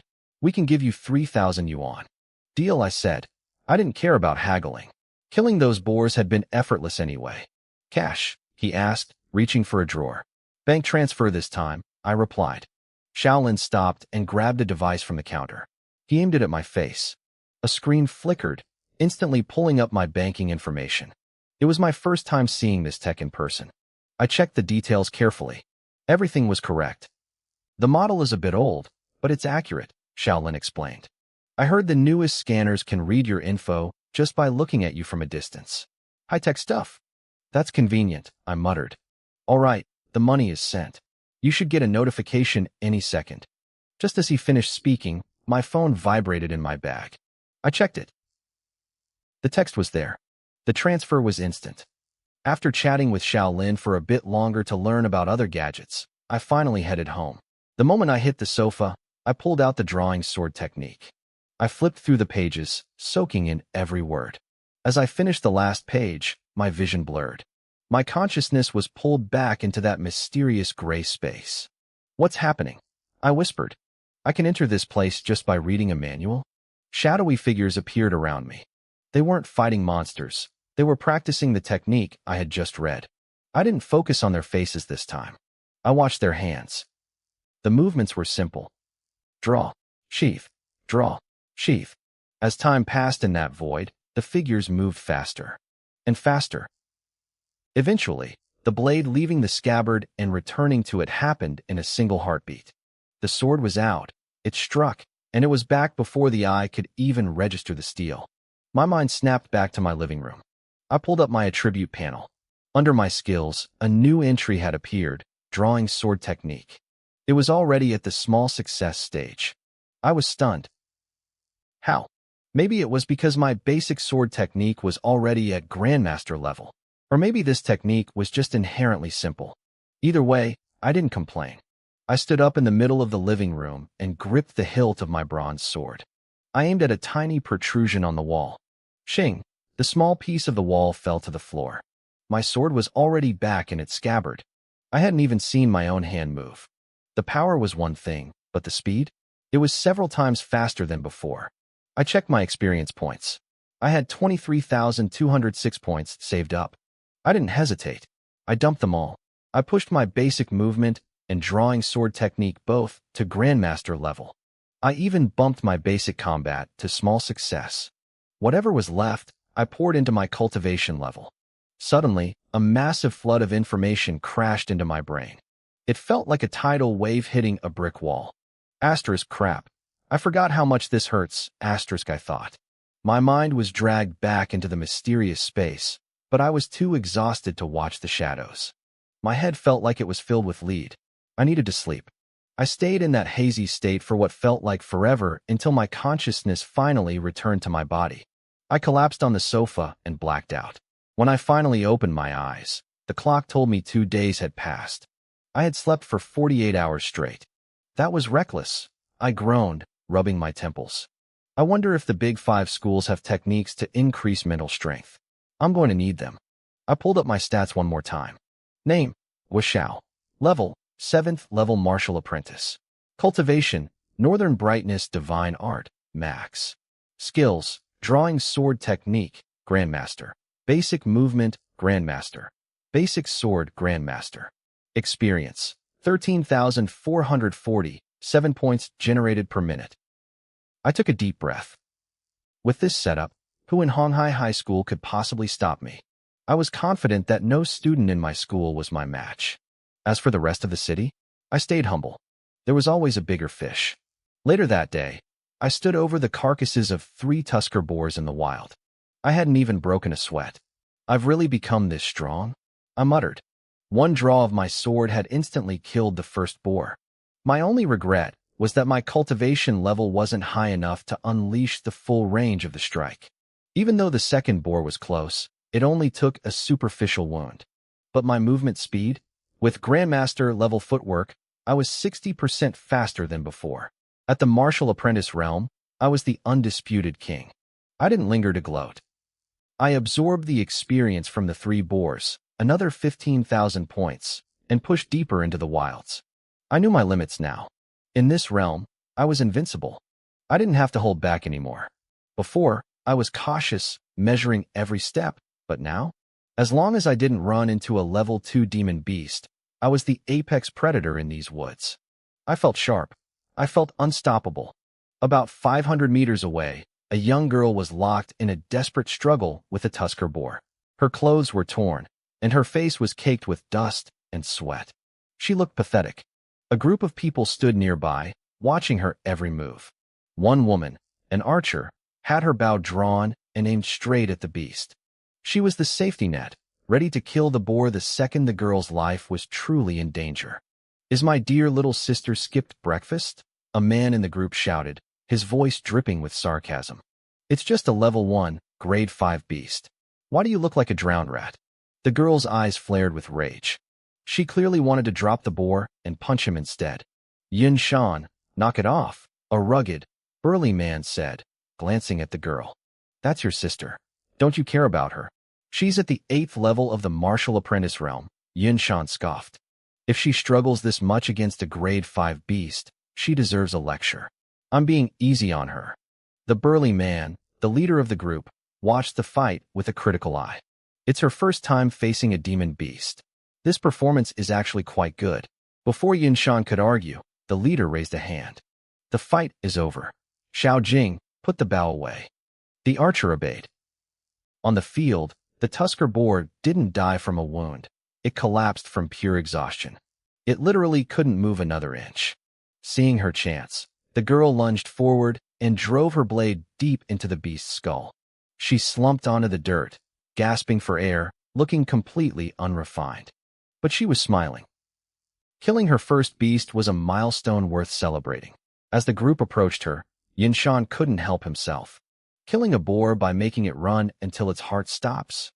That's a rare talent, sister. The girl, Yunqiui, just rolled her eyes. She had been fighting that thing for 2 hours. She didn't have the energy to argue.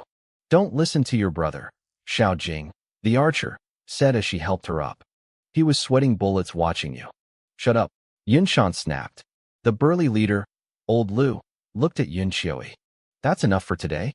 Take tomorrow off to reflect on what you learned. We'll head out again the day after.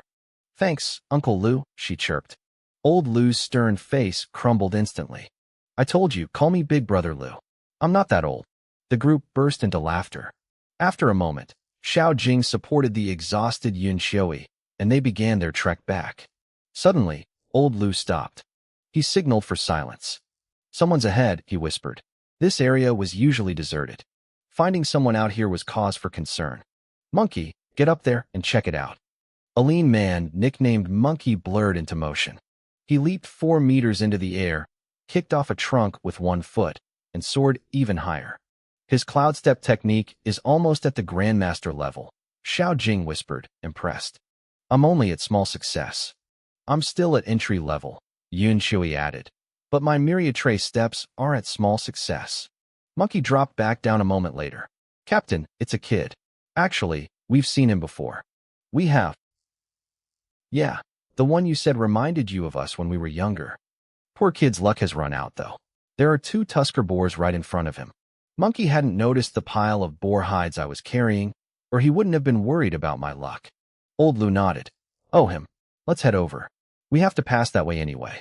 If he's in trouble, we'll lend a hand. Yunqiui frowned. A student? Out here alone. He looked about your level, Monkey recalled. And pretty poor. Might be out here looking for a way to end it all. Yinshan smirked. Probably. Yunqiui's heart raced. She knew how terrifying those boars were after her 2-hour ordeal. How could a lone student survive 2 of them? I was walking down the path when I suddenly sneezed. Is someone talking about me? I rubbed my nose and looked up.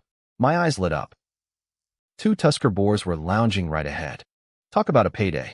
More experience points were literally walking toward me. I picked up a stone and kicked it with a sharp crack. It soared through the air and slammed into the lead boar's head.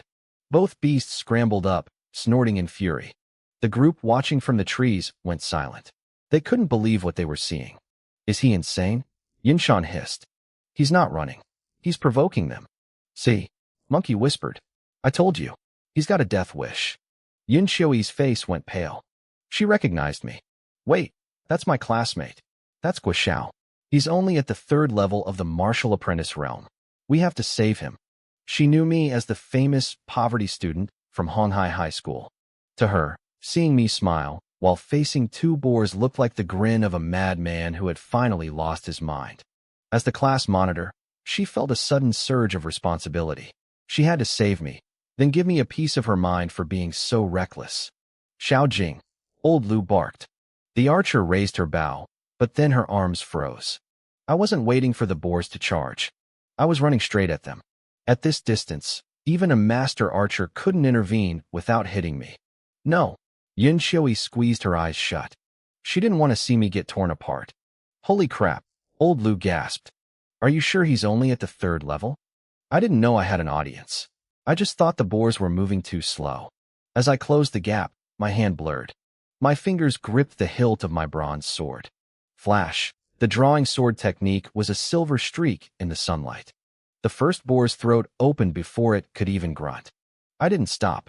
I pivoted, the blade rising in a clean, vertical arc. The second boar dropped instantly, its skull split. I flicked the blood off the blade and sheathed it with a satisfying click.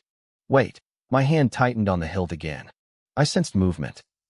I spun around, eyes narrowing toward the bushes where the sound had come from. Someone was there. Watching me take down those two boars so easily, the guy they called Monkey couldn't help but swear under his breath. Even the big, burly leader turned to Yun Xioi with a look of pure shock. He muttered that my strength had to be at least at the 9th level of the martial apprentice realm, maybe even higher. He noticed my hand tightening on my sword hilt again as I glared toward them. "Little brother, we mean no harm," the big man shouted, raising his hands. Beside him, Xiao Jing, the archer, finally opened her eyes. She had missed the entire fight because she was too scared to watch me get gored. When she saw me standing over the dead boars, she looked dazed. "Sister Jing, did you save him?" she asked softly. "It wasn't me," Xiao Jing replied, her voice trembling. "He killed them himself." Yun Xioi was stunned. She had just fought a boar herself and knew how terrifyingly difficult they were to handle. Seeing me standing there, cold and alert, she finally poked her head out from behind the group. "Guo," she called out. I stared at the group, wondering if I should just abandon my kills and run. That big guy was definitely a true martial artist. Look at those muscles. I wasn't even close to that level of physique. Then, a girl stepped out from behind him and yelled my name. Who was she? I searched my memory, but nothing came up. "Who are you?" I asked. Yun Xioi froze. The rest of her team turned to look at her with expressions that clearly said, "Wait, didn't you say he was your classmate?" "Class monitor," she screamed, her face turning red. "I'm your class monitor." "Impossible," I said flatly. "I remember the class monitor is Ning Shuer. I know what she looks like. She was the monitor last year. This year it's me. It's me." Yun Xioi was fuming. She and Ning Shuer were the most famous school beauties at Honghai High. How could I know the other girl, but not her? We had been in the same grade for 3 years. Even if she wasn't the monitor, I should have recognized her face. I stared at her, my mind racing through my memories. Wait, holy crap, she really is my classmate. What was wrong with the original owner of this body? How could he not recognize his own classmates? She was actually pretty cute, too. Maybe he was so buried in his own poverty and low self-esteem that he just blocked everyone out. A series of emotions flashed across my face: confusion, realization, and finally, embarrassment. The group watched me like they were watching a theater performance. "Oh, monitor," I said, giving her an apologetic look. "Sorry about that. The wind was so strong just now it got in my eyes. I couldn't see you clearly." The group stared at me. Wind. There wasn't even a breeze. I was lying through my teeth and doing it with a straight face. They all wanted to complain, but they stayed quiet. I was being incredibly shameless. The big leader, Lu Heng, let out a booming laugh. "Haha, Brother Guoxiao, you're a funny guy." I recognized that voice. "Uncle, have we met before?" "It's brother." Lu Heng corrected me instantly, looking wounded. "Call me Brother Lu, or just Lu Heng. I'm only 20. I just look a bit mature. Didn't I invite you to hunt with us a couple of days ago? You turned me down." "Oh, it's you, Uncle," I said. "It's brother." "Sure thing, Uncle." Lu Heng gave up. No matter how much he corrected me, I kept calling him Uncle. He turned a fierce glare toward Yun Xioi, as if warning her that if she tried calling him Uncle, she was dead. She nodded frantically, terrified. "Anyway, if there's nothing else, I'll be going," I said. "I'm busy." They didn't believe me for a second. It was obvious I just wanted to get away from them. Well, everyone except Yun Xioi realized that. She was too busy being curious. "Guoxiao, wait," she asked. "What's your actual cultivation level?" The others leaned in. They were only at the 5th level of the martial apprentice realm, and their mental power wasn't strong enough to sense someone else's rank yet. Only a true martial artist with chi could do that easily. "It's no secret," I said. 7th level. 7th level? They all shouted in unison. They had seen that sword strike. It was so fast it looked like something a true martial artist would do. They couldn't believe I was only at the 7th level. "Then why did the school record say you were only at the 3rd level?" Yun Xioi asked, puzzled. "I had a cold that day," I lied smoothly. "I felt weak. I only hit the strength tester with about 300 pounds of force, so they assumed I was at the 3rd level." I watched them nod, actually believing my nonsense. I felt a bit guilty. My acting was terrible. How were they falling for this? Was I too cynical, or was everyone in this world just really naive? To be fair, nobody would ever guess I had jumped 4 levels in a few days. School strength testers were basic. They didn't account for hidden potential or illness. Right? See ya. I didn't wait for another question. I grabbed the 2 boars and took off like a shot. The team watched me disappear into the brush, totally speechless. Are we that scary? Lu Heng muttered. Did we frighten him? Yin Xiui, Xiao Jing asked. You didn't bully him at school, did you? Yin Xiui watched me run and asked herself the same thing. She didn't think she'd ever been mean to me. In fact, she was mostly annoyed that a girl as pretty as her didn't even get a second glance from me. Once I was far enough away, I let out a sigh of relief. I was worried they'd try to take my prey, but I'd managed to keep my prizes. Experience points were way more important than looking at a pretty girl. I touched the boars. Experience points plus 10,000. So good, I whispered, looking at the carcasses. Then I paused. I looked left. I looked right. Which way did I come from? I had been so desperate to get away and absorb the experience that I'd just run in a random direction. I checked my phone. It was past 5 p.m. The sun was going down, and that's when the real monsters came out to play. I was officially lost. I stood there, staring at the darkening woods, but then my brain finally kicked into gear. Wait a second. No matter how far I'd run, there was no way I had left the Honghai city perimeter by more than 100 miles. As long as I was within that range, what was I actually afraid of? The Martial Artist Guild organized a massive sweep every 3 years to clear out monsters within a 100-mile radius of the city. According to my memory, the last cleanup happened just 2 months ago. That meant the monster population was low right now, and most of them were weak. Even if I ran into a level 2 beast that I couldn't beat, I could definitely outrun it. My basic movement technique was already at the great success stage. If I couldn't fight, I'd just bolt. Part of me wished I had a high-level movement manual to make it even easier, but for now, I was just curious how much experience a level 2 monster would give me. I looked around. Not a single soul in sight. Did nobody spend the night outside the city? Were they really that timid? I had hoped to run into a traveler to ask for directions.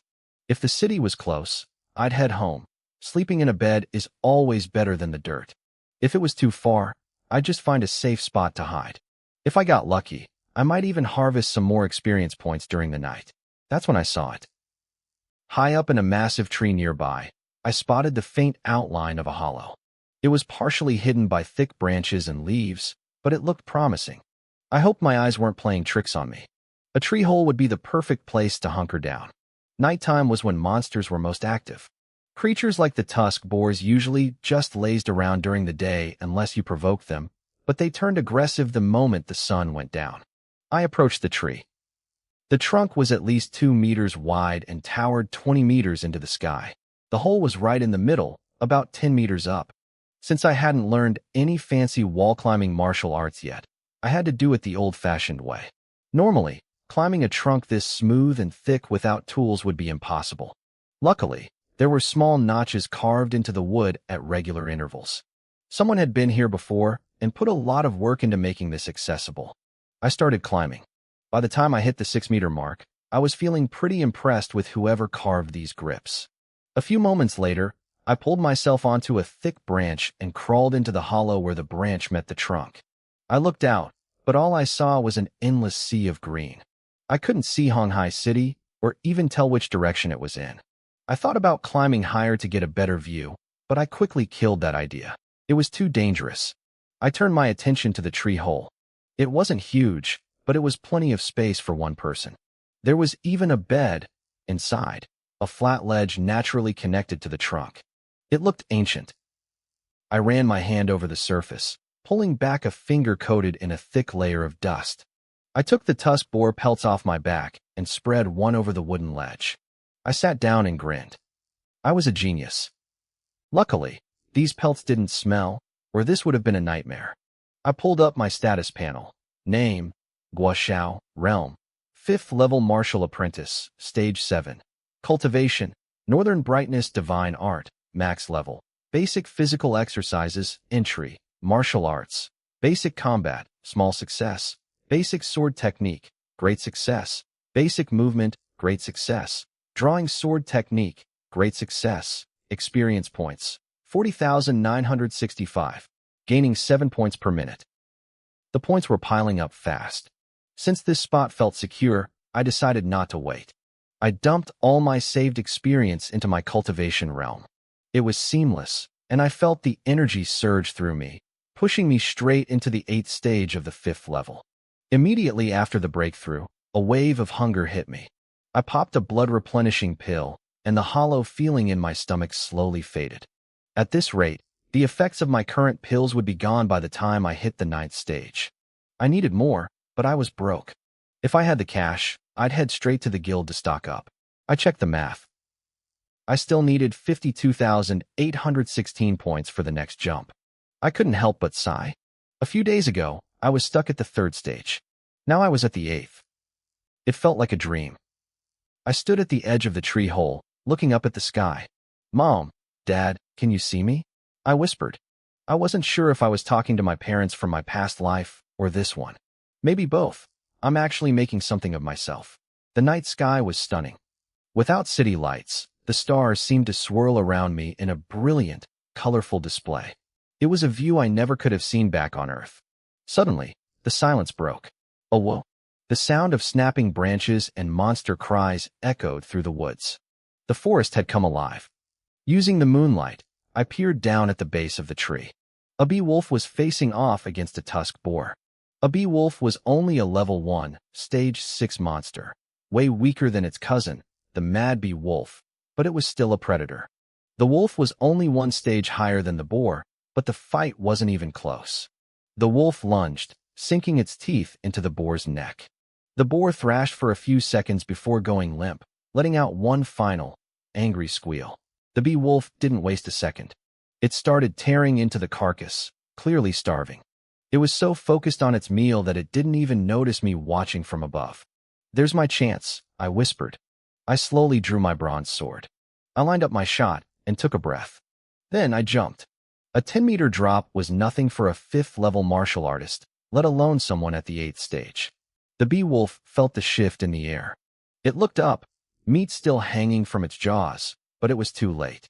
My blade pierced straight through its skull before it could even flinch.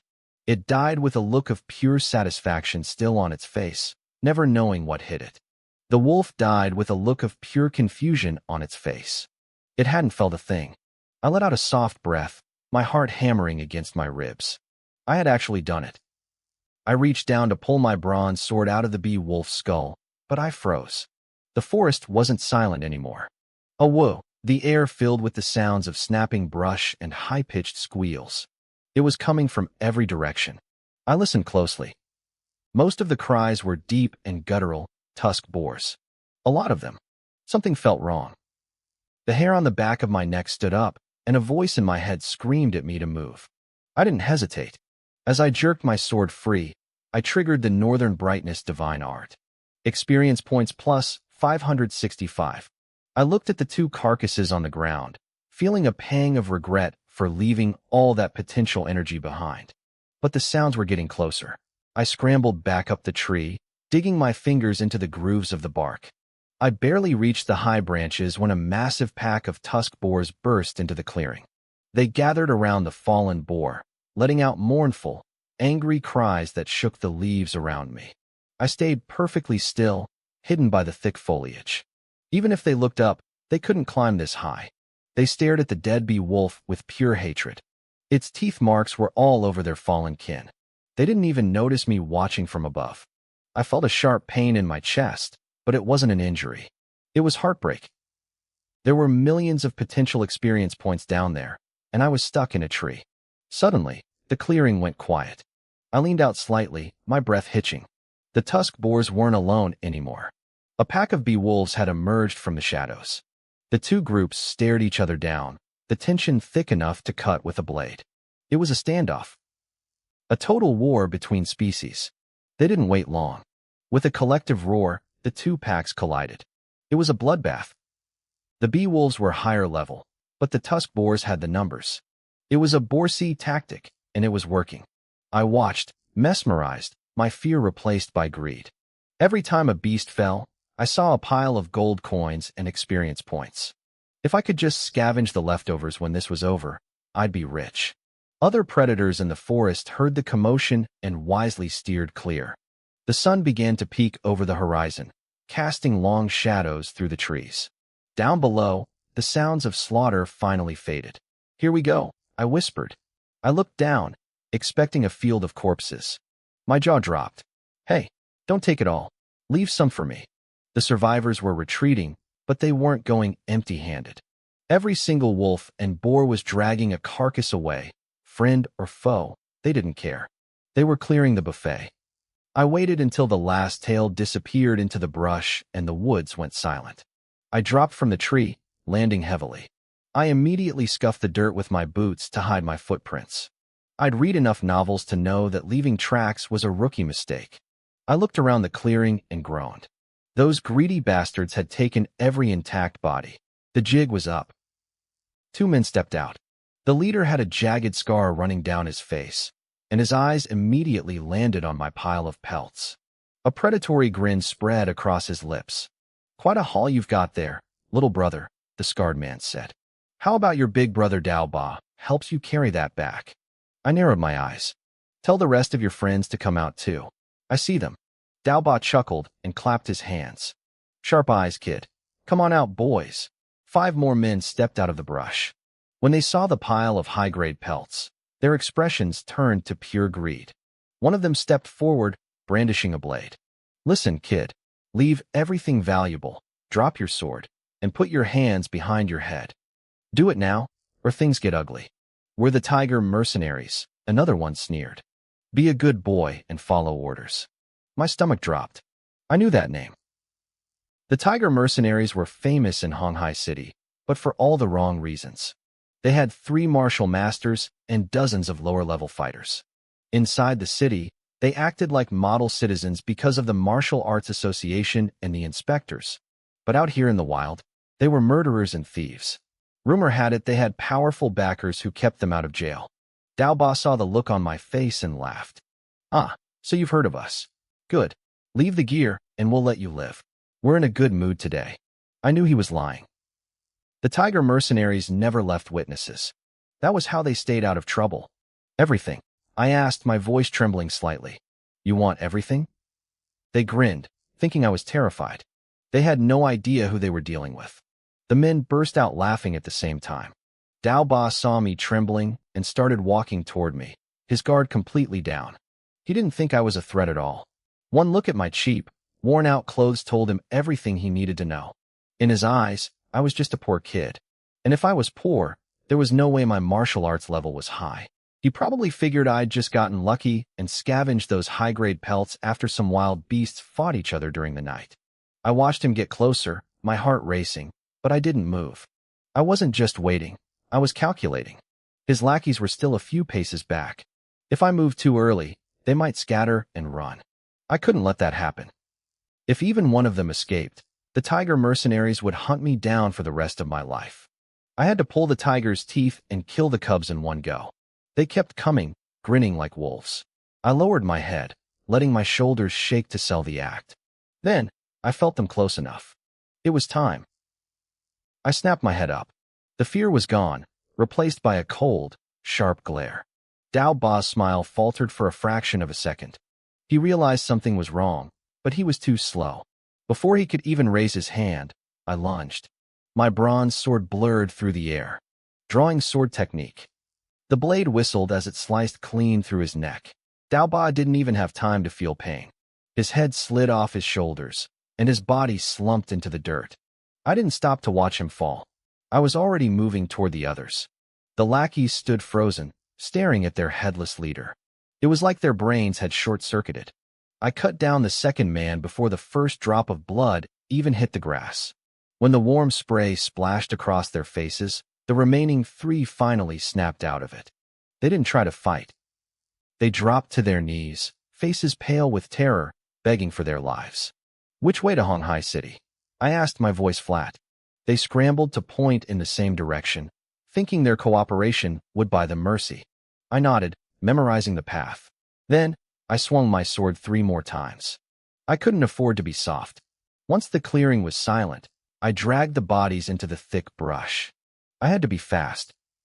It was daylight now, and anyone could be watching from the shadows. If someone saw me and realized I could absorb corpses, the whole world would come after me. I placed my hands on them and activated the system. Experience points plus 12,000.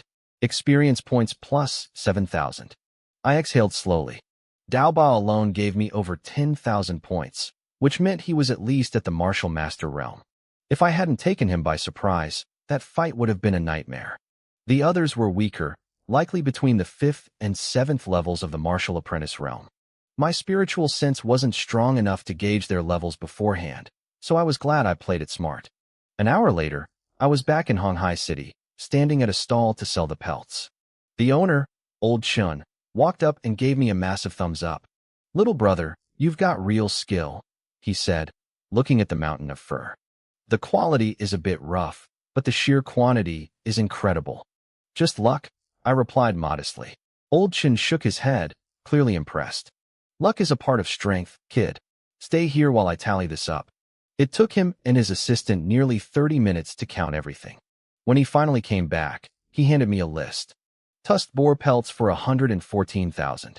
Beewolf pelts for 152,000. Total is 266,000 yuan.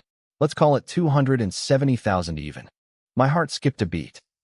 270,000. I hadn't realized the scavenged pile was worth that much. I pushed the list back toward him without looking at it. "I trust your word, Old Shun." There was no point in counting it myself. It was better to show him I trusted him and build a connection. A few seconds later, my phone vibrated in my pocket. The money had arrived. I thanked him and headed straight for the pill stalls. I was still a poor man in the world of martial arts, and I needed to spend this money wisely to grow stronger. I found the shopkeeper I had bought from before. He recognized me instantly, probably because I was the only person crazy enough to pay 10,000 yuan in cold cash. "What are you looking for today, kid?" he asked. "Do you have anything to replenish blood and chi?" He signaled for me to follow him into the actual shop behind the stall. "The stuff out there is for travelers. The real medicine is inside." I felt a surge of hope. Maybe I could finally afford the good stuff. But when I asked for a bottle of blood-increasing chi pills, the shopkeeper looked at me like I was joking. "A whole bottle?" He sighed, shaking his head. "Young man, you won't even find a full bottle of that in the Martial Arts Association here. Honghai is a small city. Anything high-grade has to be pre-ordered from the capital. Besides, a single bottle would cost you at least 2 million yuan. My stomach sank. 2 million. I was still broke after all. "If you're on a budget," he continued, pointing to a glass case, "I'd suggest these. Lower-grade blood replenishing pills, Dinkoan pills, or the 10-ingredient grade supplement. They aren't as powerful, but for your level, the lower-grade blood replenishing pill is the best bang for your buck." The price for the lower-grade blood replenishing pills was steep, 30,000 yuan per pill. The shopkeeper explained that for someone at the 5th level of the martial apprentice realm, a single pill could push me to the 6th level without any discomfort. Of course, the higher my level became, the more pills I'd need to see results. I could have saved money by eating demon beast meat instead, but I used demon beast for experience points, not dinner. Besides, with my terrible cooking skills, I'd rather just swallow a pill and save the time. I hesitated for a moment, looking at my bank balance, then looked up at the shopkeeper. I told him I'd take 9 pills. His eyes lit up instantly. Most people bought these one at a time, so a bulk order of 9 was rare.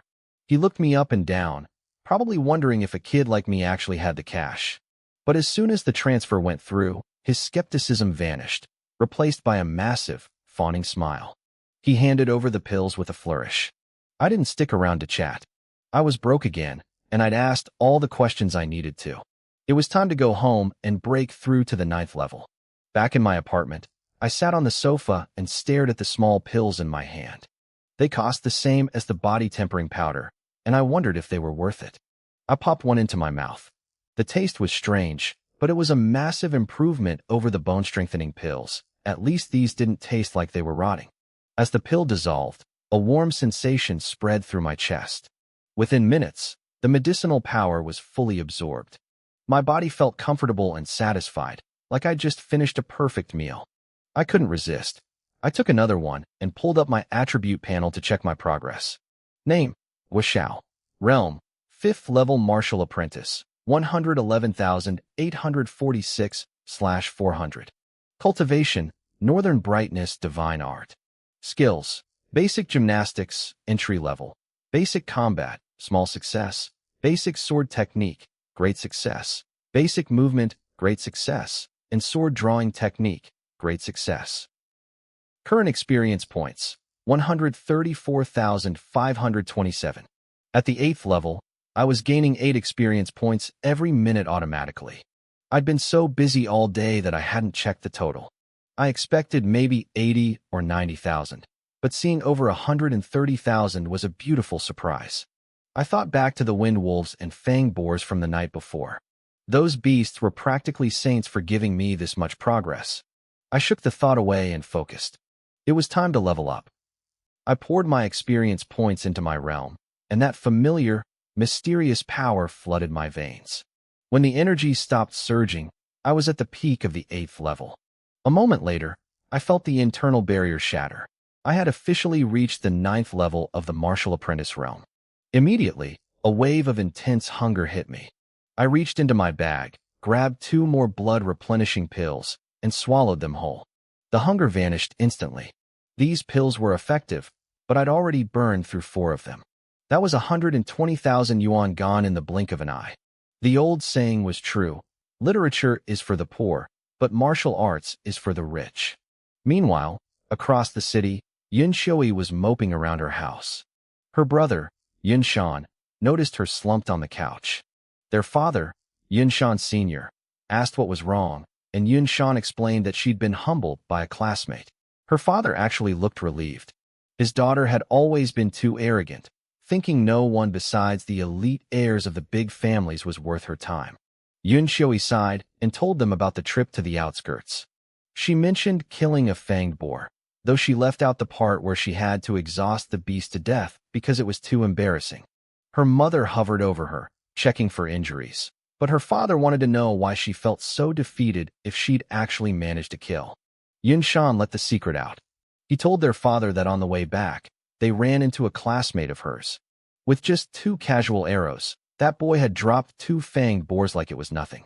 Their father laughed, telling Qiui that once she mastered her power at the 8th level, she could do the same. But then Yun Shan dropped the real bombshell. The boy claimed to be only at the 7th level, though he suspected the kid was hiding his true strength and was likely an 8th level like her. Qiui's father nodded, impressed that a student knew how to hide his trump cards. But Qiui was still frustrated. She felt weak, and more than that, she couldn't stop thinking about the way Guo Xiao had looked at her. She was a beautiful girl, but he had looked at her like she was just some random person on the street. It stung. She begged her father to teach her advanced martial arts, but he refused, telling her to focus on her exams and master her small success in basic sword technique first. While they talked, in a heavily guarded study across town, a burly man stared at his butler in disbelief. This was the head of the Lin family. He couldn't wrap his head around the report he'd just received. That kid, Guo Xiao, had somehow reached the 7th level right under their noses. Given the boy's miserable living conditions, he shouldn't have been able to get past the 5th level. The butler confirmed the news, his face pale. The intelligence was solid. Guo Xiao was no longer the weakling they thought he was. My butler stood before me, his face grim. He wasn't the type to exaggerate. If he said his sources were solid, then the news was true. I sat in silence, processing the reality that Guo Xiao had reached the 7th level right under my nose. Based on his miserable life, he shouldn't have been able to cross the 5th level. If anything, he was likely hiding even more strength. Those thugs are useless, I growled, slamming my hand onto the desk. They can't even keep tabs on one kid. The boy is deeper than he looks, sir, the butler replied, sensing my fury. He leaned in and made a sharp, cutting motion across his throat. Shall I handle it? Permanently. I tapped my fingers on the desk, thinking. The Tiger Squad and Yun Shan went to the desolate city. They took most of our elite combat power with them. Is there anyone left? I'll check, sir, he said. If you find someone, I added, don't kill him yet. Just break his arms and legs and bring him to me. I wasn't sure why I wanted him alive, but I wasn't ready to let him die just yet. The butler nodded and left the room.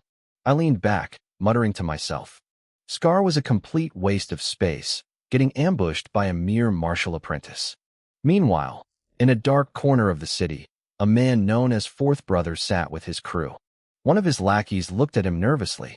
"Fourth Brother, should we report this to the boss?" "How?" Fourth Brother snapped. "They're in the desolate city. We can't reach them." Suddenly, his phone started ringing to a pop song. He signaled for silence and answered. "Steward Sue, what brings you to my door today?" "Little Four." The butler's voice came through the line. "How many people do you have at the martial artist realm right now?" "Two," Fourth Brother answered. "The strongest is at the 5th stage." "That's enough. I'm sending you a photo. If you can, break all 4 of his limbs and bring him in. Consider it done." Fourth Brother hung up and looked at the young lackey beside him. He'd put the call on speaker, so the kid had heard everything. A moment later, the phone buzzed with the photo. Fourth Brother held it up. "Take a look. You're a martial artist now, so it's time you start handling real business." The lackey, Xiao-san, squinted at the screen. "Wait, I know this guy." "You do?" "Fourth Brother, this is the kid who killed Scar and the others." Fourth Brother's eyes widened. "Are you sure? He looks younger in this photo." "I'm positive. I just didn't recognize him at first glance because he's dressed differently." Fourth Brother chuckled darkly. "What a coincidence. How many people did this kid piss off? He even offended Steward Sue." "Who exactly is Steward Sue?" Xiao-san asked. Fourth Brother shook his head. "To be honest, I don't know. Nobody in the mercenary group knows his true identity. But listen to me, Xiao-san, it doesn't matter how much noise we make. As long as there's no direct evidence linking us to the crime, Steward Sue can protect us from anything." Xiao-san looked stunned. If a mere butler had that much power, the master behind him had to be godlike. "Tell the boys to keep their eyes peeled," Fourth Brother ordered. "We move together. I don't want any surprises." While they were plotting my downfall, I was miles away, deep in the forest outside the city. I had just reached the 9th level of the martial apprentice realm, and I couldn't wait to test my strength. The night belonged to the beasts. Most humans stayed behind the safety lines, but I was different. I moved through the trees, absorbing experience points like a vacuum. Every time a beast lunged at me, my sword found its mark. Experience plus 7,000. Experience plus 6,500. I sliced through a group of small green snakes and scoffed. Whoever named them had a sick sense of humor. These things were 6 meters long and as thick as a tree trunk. Ever since the spiritual chi recovery, everything had evolved. Even ants were the size of dogs now, though they were still the weakest tier. I glanced at my status panel. Name, Washao. Realm, 9th level martial apprentice, 1/100th, 000. Cultivation, Northern Brightness Divine Art, max level.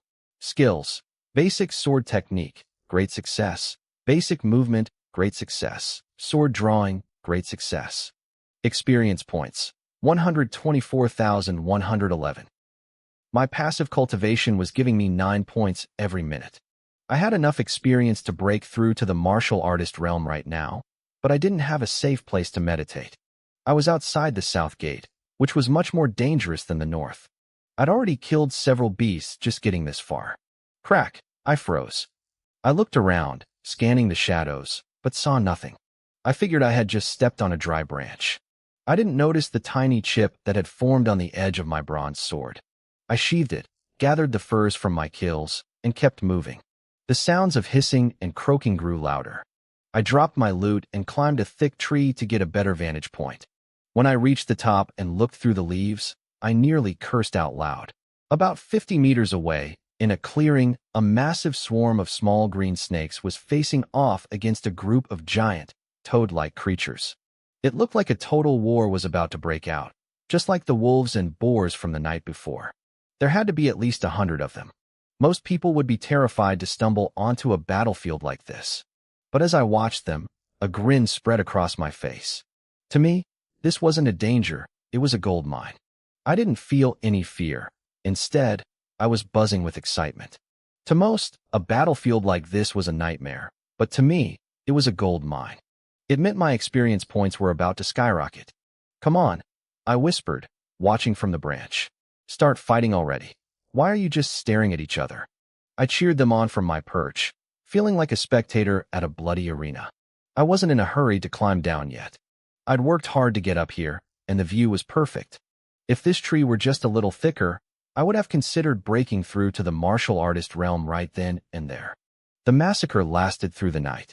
As the first light of dawn began to creep over the horizon, the chaos finally wound down. Only about 10 creatures were left standing, exhausted and wounded. It was time. I had to move fast before the sun came up and the actual martial artists started arriving to claim the area.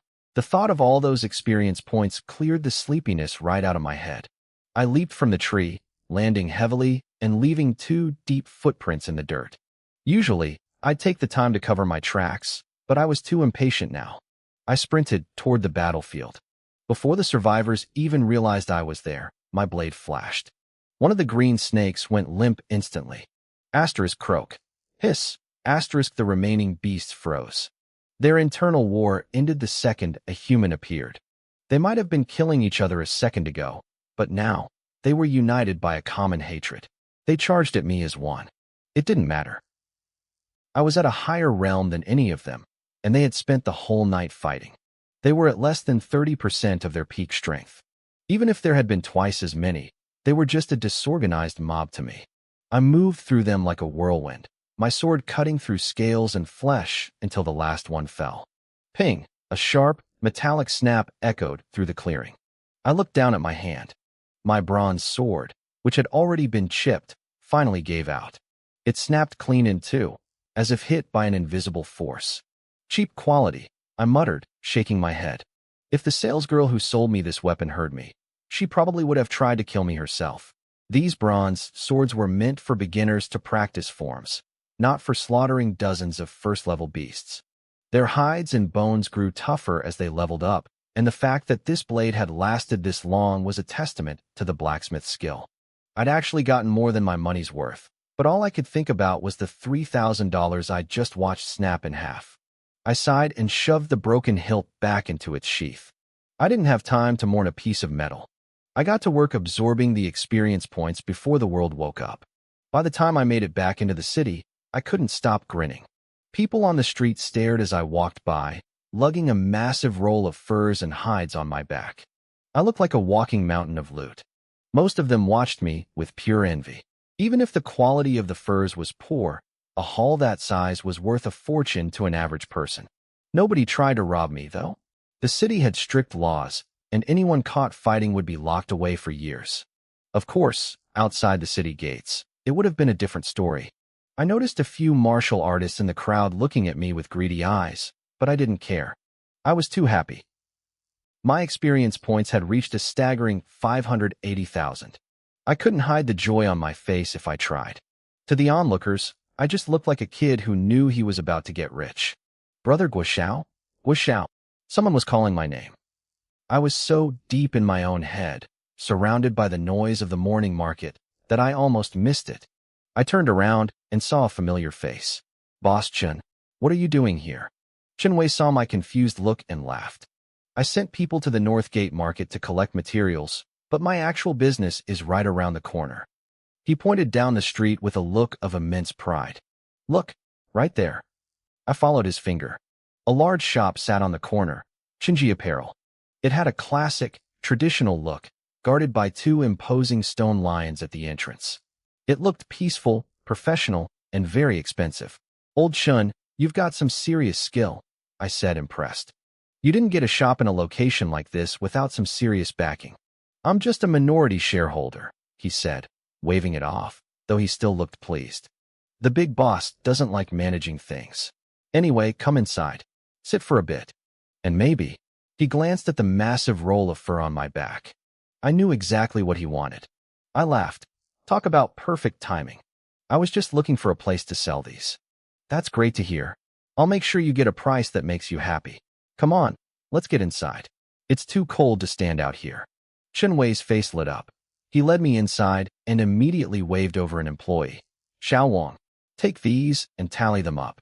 Give him the highest possible rate. Yes, boss, the young man said. He turned to me with a respectful bow. Sir, if you please. I handed over the heavy bundle. Thanks for the help. No trouble at all. Please wait a moment. He carried the furs into a side room used for appraisals. Brother Guo, Chen Wei said, gesturing to the racks of clothing and gear surrounding us. While we wait, see if there's anything you need. Me? I don't think I need much, I replied. Don't be like that, Chen said, walking over to a display. Once you have money, you need to dress the part. Look at this armor. He pulled down a set of light plating. It looks heavy, but thanks to a special process, it's barely heavier than what you're wearing right now. I took it from him and weighed it in my hands. He was right. It was surprisingly light. I looked at it with newfound curiosity, wondering how they even manufactured something like this. Chen Wei smiled, seeing my interest. The best part isn't the weight, he whispered. It's what it can stop. This armor is special, Chen Wei continued, his voice full of pride. Any demonic beast below level 2 won't be able to leave a scratch on you. I raised an eyebrow. That impressive? Absolutely. Frontline fighters and mercenary squads wear this exact style to soak up damage. If you don't like the look, I have others. We have styles modeled after the Qin, Shang, and Han dynasties. And if none of those work, we even offer private custom tailoring. Boss Qin was a smooth talker. He was making a very convincing case that I needed an upgrade. I looked down at my worn-out clothes. Do you have anything in the style I'm wearing now? We do, he nodded quickly. We carry 3 grades, high, medium, and low. What are you looking for? What's the difference? I asked. High grade uses premium furs. It can negate about 50% of the damage from a level 2 beast. Mid-grade is around 30%, and low grade is 10. I felt my heart skip a beat. Absorbing half the impact from a level 2 beast was incredible. That could be the difference between a broken rib and a minor bruise. Is it expensive? I asked, already bracing my wallet. If the price was insane, I'd have to settle for the mid-grade. Not at all, Chen said. Since it's not a full-plate armor set, even the high-grade version is only 50,000 yuan. I didn't hesitate. Fine, give me 2 sets. We spent the rest of the morning getting me fitted. By the time I walked out of Chen's clothing, the sun was high in the sky. I was wearing one of the new outfits, and I had to admit, the quality was night and day. It was comfortable, flexible, and felt sturdy. It was money well spent. I didn't head home yet. I had one more stop, the weapon shop. My 3,000 yuan bronze sword had shattered in my last fight. Going into the exams without a weapon would be suicide. Oh, it's you again, a girl in a staff uniform said as I walked in. What are you looking for this time? She didn't remember me because of my looks. She remembered me because of how much I had winced and groaned when I paid for that cheap bronze sword last time. I must have looked incredibly pathetic. I remember you had a 90-chain Longquan sword, I said. Is it still here? The last 90 chains sold this morning, she said, checking her records. She paused, looking at me more closely. We don't have any 90 chains left, but we do have a 101-chain Longquan sword. It's much more expensive, though. 40,000 yuan. The 90 chain was only 20,000. My eyes widened. That much of a jump? Yes, sir, she explained. Once a weapon hits 100 chains, it's classified as a sharp tool. The quality is on a completely different level from ordinary tools. I listened intently. I knew the basics, but she was filling in the gaps. Anything under 100 chains was an ordinary tool. From 100 to 499, they were sharp tools. Anything that broke the 500 mark was a treasure tool. What's above treasure tools? I asked. She didn't answer, probably figuring a high school student didn't need to know. Would you like to see the 101-chain sword? Lead the way, I said. As I followed her, I thought about the tiers. Ordinary, sharp, treasure. Based on the novels I used to read, the next ones were probably famous tools and god tools. Sir. Here it is. I snapped out of my thoughts. Sorry, I was distracted. This is the 101-chain blade. Please, feel the weight. I gripped the hilt and slowly drew the sword. The patterns on the steel were unique, flowing like natural art across the blade. The balance was perfect. It felt nothing like that clunky bronze piece I'd used before. 40,000, I asked. Correct, sir. I'll take it. Wow, a shrill, mocking voice cut through the air behind me. Isn't this my classmate Guo? Since when did you learn to talk so big? I frowned. I knew that voice. I turned around and saw Yang Wei. Yang Wei, I muttered. What? You don't recognize your big brother after a few days? He sneered. Yang Wei was one of those people you just can't forget, no matter how hard you try. His talent was mediocre at best, but his family had pumped him full of resources to get him to the 5th level of the martial apprentice realm. In a prestigious school like Honghai 7th, that was barely a passing grade. He spent most of his time acting like a servant for a guy named Lin Kai. He was the definition of a small-time bully. Back when everyone thought I was stuck at the 3rd level, he never missed a chance to mock me. He was easily one of the people I hated most. Yang Wei ignored me and turned to the salesgirl, his eyes scanning her up and down. Hey beautiful, don't waste your breath on this loser. He's a pauper. He doesn't have 40,000 yuan. I'll take the sword instead. Are you free tonight? He struck a cool pose and winked. The girl's eyes flashed with a split second of pure disgust. She clearly wasn't interested in his act. I'm sorry, she said coldly. This gentleman has already claimed the weapon. If he can't pay, then you're welcome to it. Yang Wei laughed, unfazed by the rejection. Beautiful, look at him. His whole outfit probably cost less than 100 yuan. You really think he has the cash? He didn't realize that while I was wearing a similar style to my old clothes, the quality was obvious to anyone who knew gear. The girl, however, wasn't blind. She knew my new outfit was made of high-grade beast fur. It cost at least 60,000 yuan on its own. Yang Wei, I said, my voice heavy. What? He snapped. Did you forget to take your medicine today? He blinked, confused by the shift in my tone. I took it. What? Then why are you acting like a lunatic? Whether I can afford it or not is none of your business. The salesgirl let out a muffled snort, trying to hide her laughter.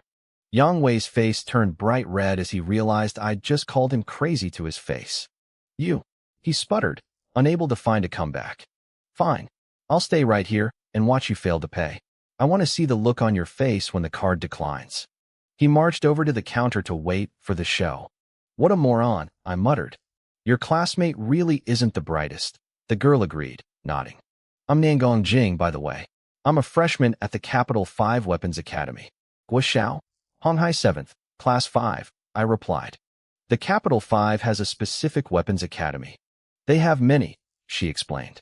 Alchemy, weapons, research, martial arts. They all teach different disciplines. You'll see for yourself once you get in. She didn't elaborate further. Let's settle the bill. We walked to the counter. Yang Wei was hovering nearby, eyes glued to the terminal. The shopkeeper looked at the sword and barked out the price. 101 chain Longquan sword. 40,000 yuan. Bank transfer, I said calmly. I tapped my phone. The machine beeped. Transaction successful. Yang Wei stood there, frozen.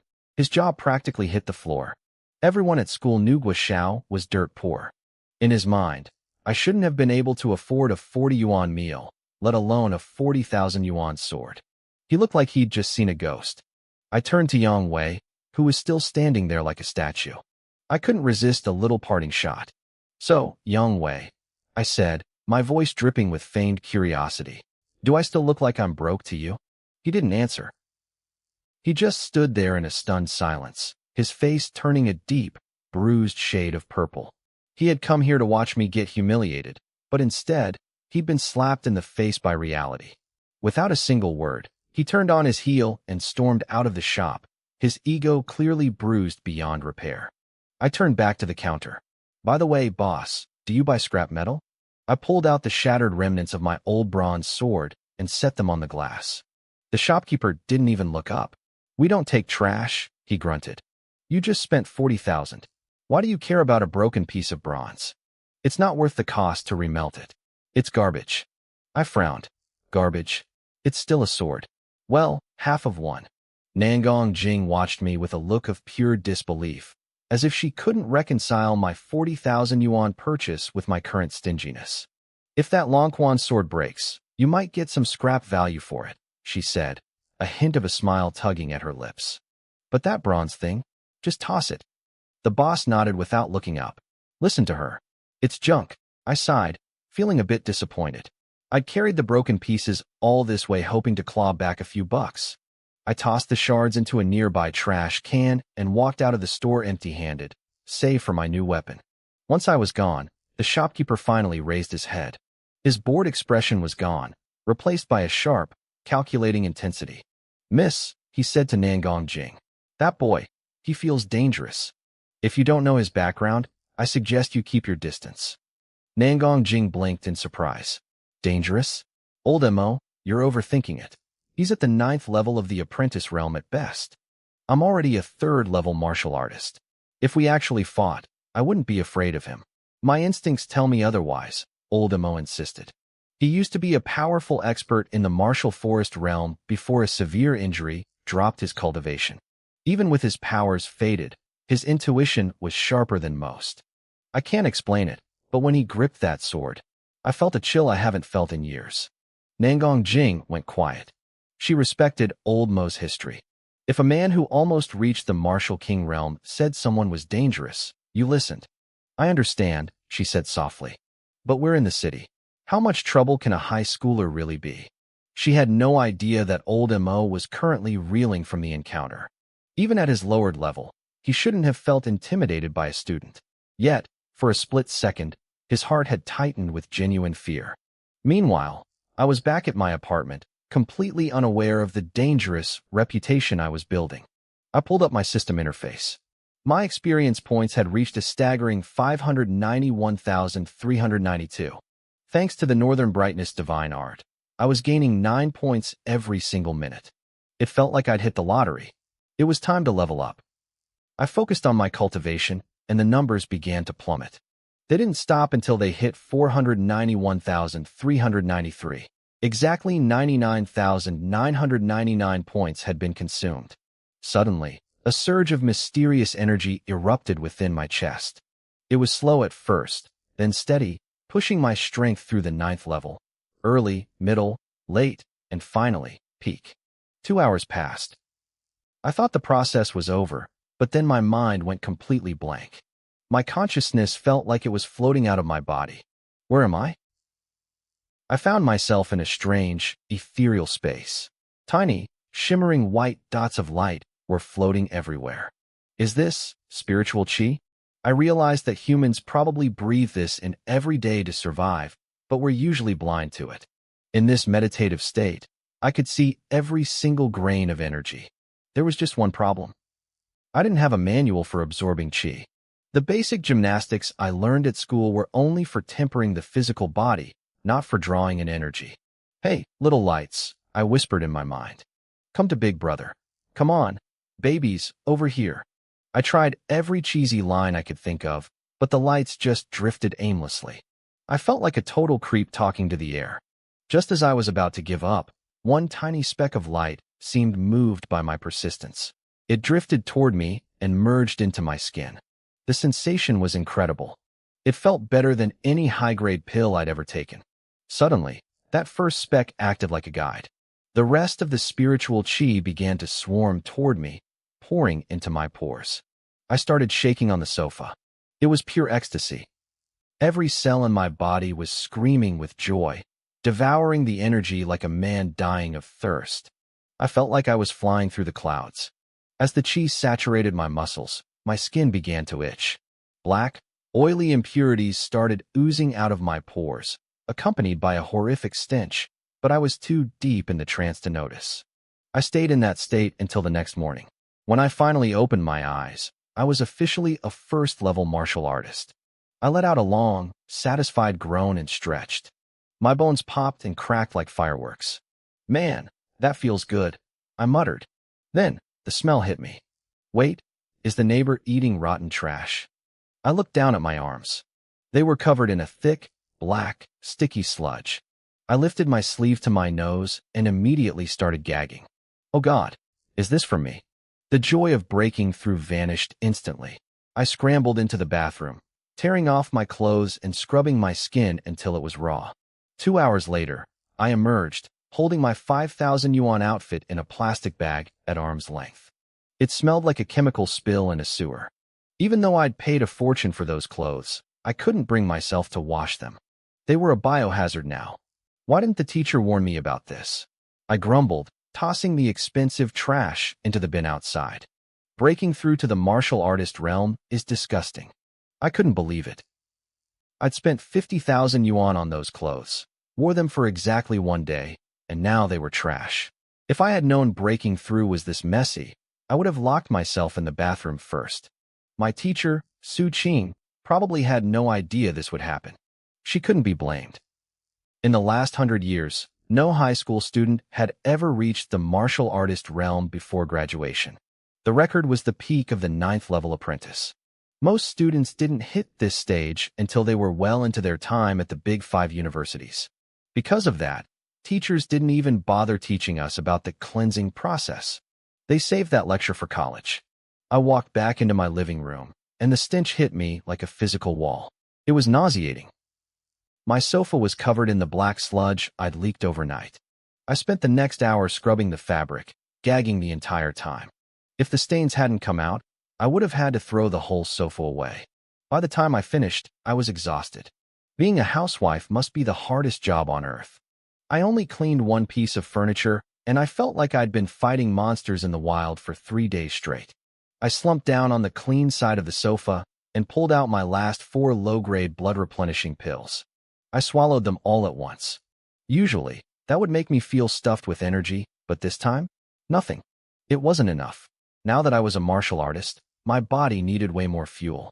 Thankfully, my Northern Brightness divine art was still pulling chi from the air, but it was clear that being a martial artist was going to be an expensive hobby. I checked my bank balance. I had about 300,000 yuan left after buying my gear. It sounded like a lot, but in this world, that wouldn't even buy one high-quality pill. I sighed, trying not to stress. At least I had my system. If I didn't have the Northern Brightness divine art, I'd be broke and starving just trying to keep up with my cultivation. I called up my status panel to see where I stood. Name asterisk Guashao. Realm asterisk first level martial artist. Cannot upgrade. Cultivation asterisk Northern Brightness divine art. Max level. Martial arts asterisk basic sword technique. Great success. Basic movement. Great success. Drawing sword tech. Great success. Experience points asterisk 493,673. I froze.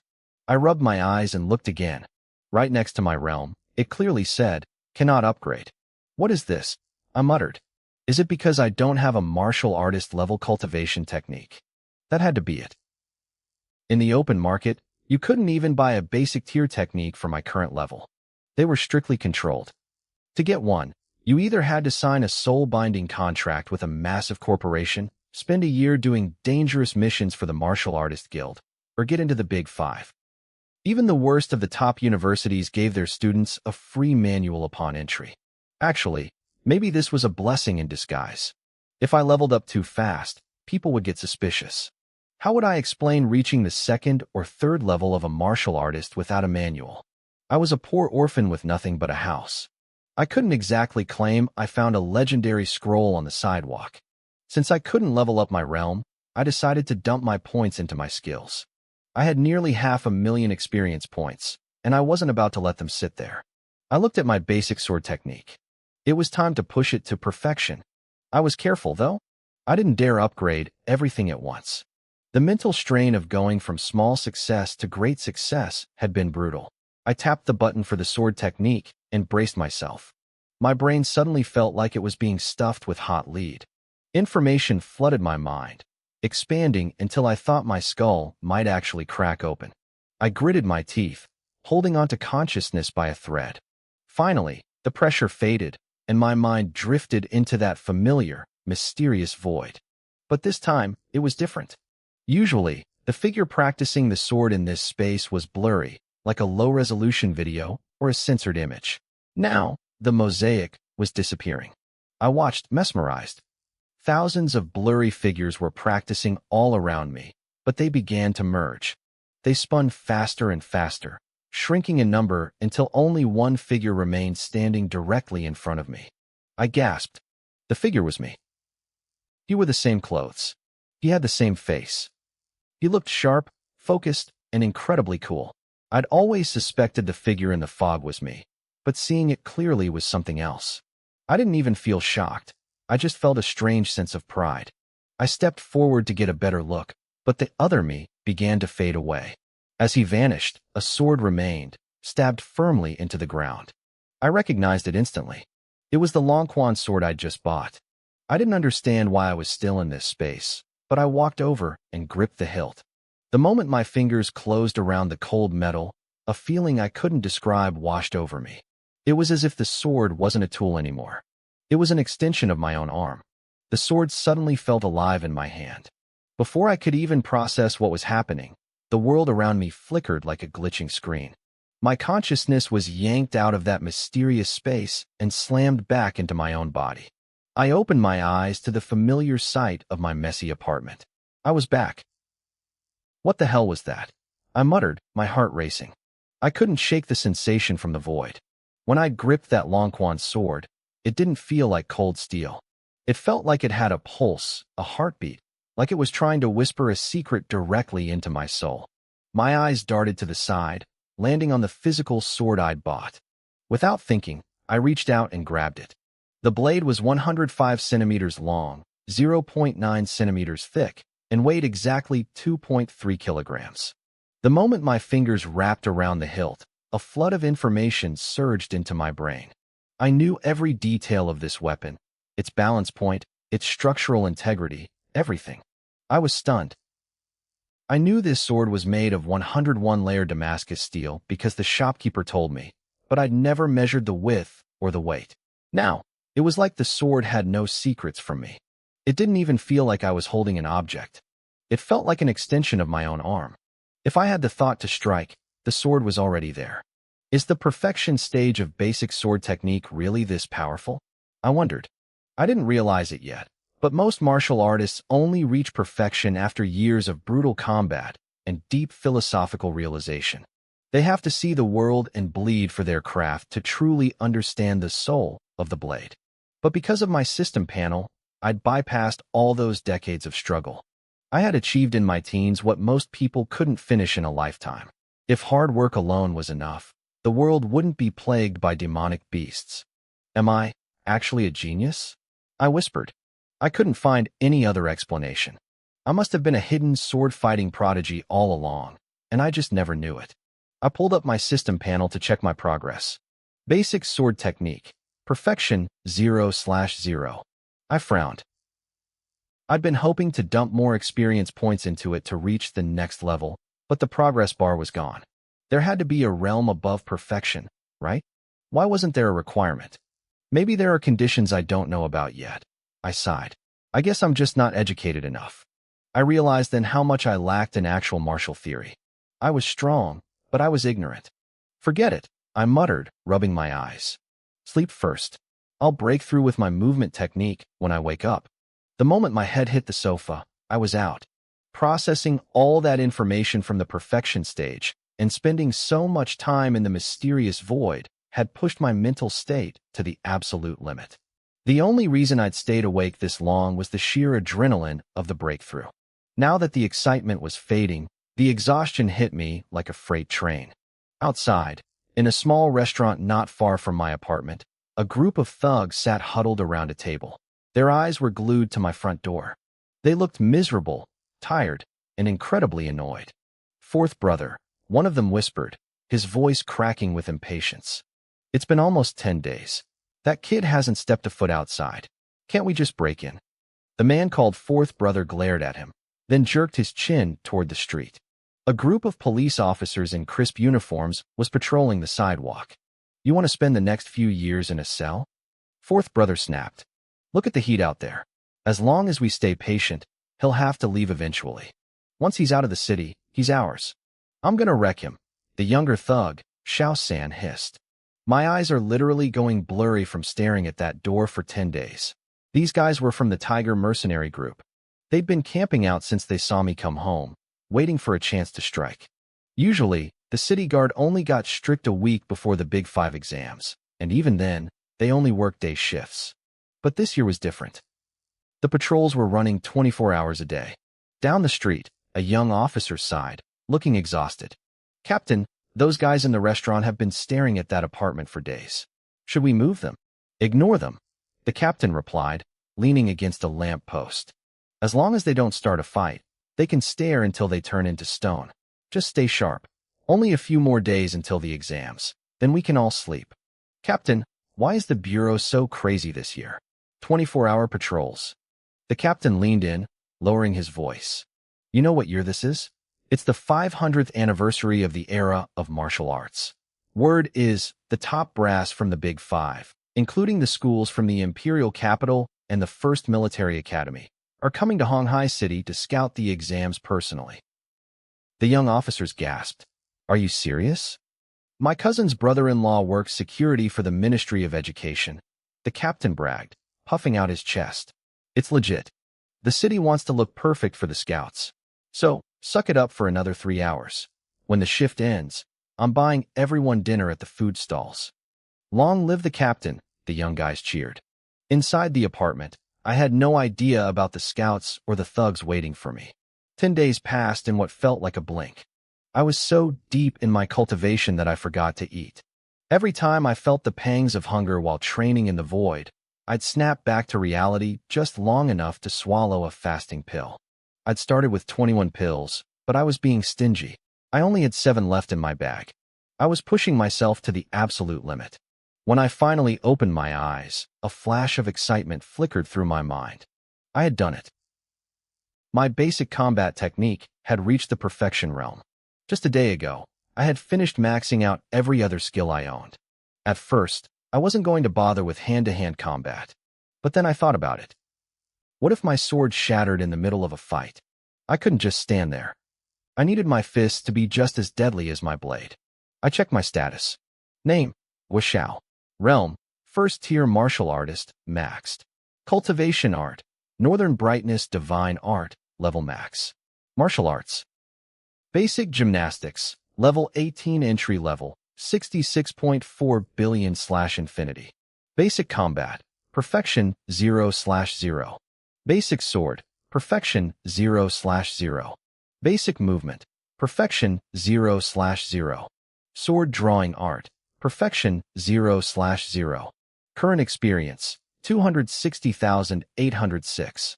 As a first-tier martial artist, I was gaining 10 experience points every single minute. It felt good. I was at my absolute peak. Except for the basic gymnastics, which was basically useless now that I'd reached the martial artist realm, there was nowhere left to put my points. I wasn't a perfectionist. I didn't feel the need to max out a dead-end skill just for the sake of it. I basked in the feeling for a moment before collapsing back onto my bed.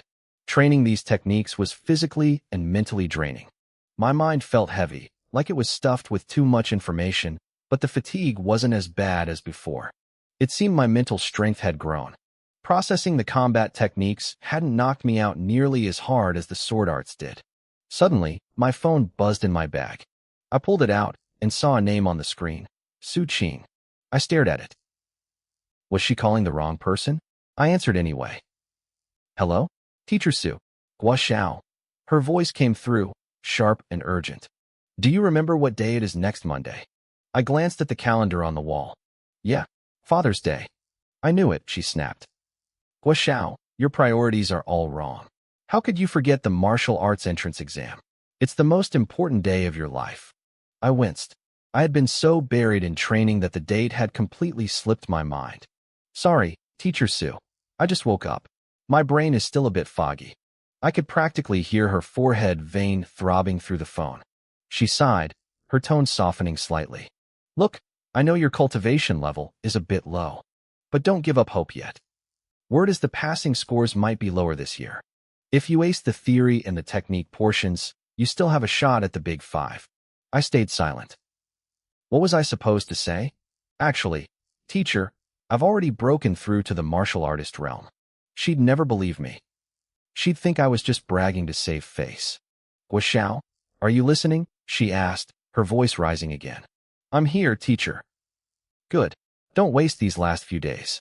Focus on your theory books. Try to get a perfect score there. I will, I promised. I was about to hang up when she yelled. Wait. Don't hang up yet.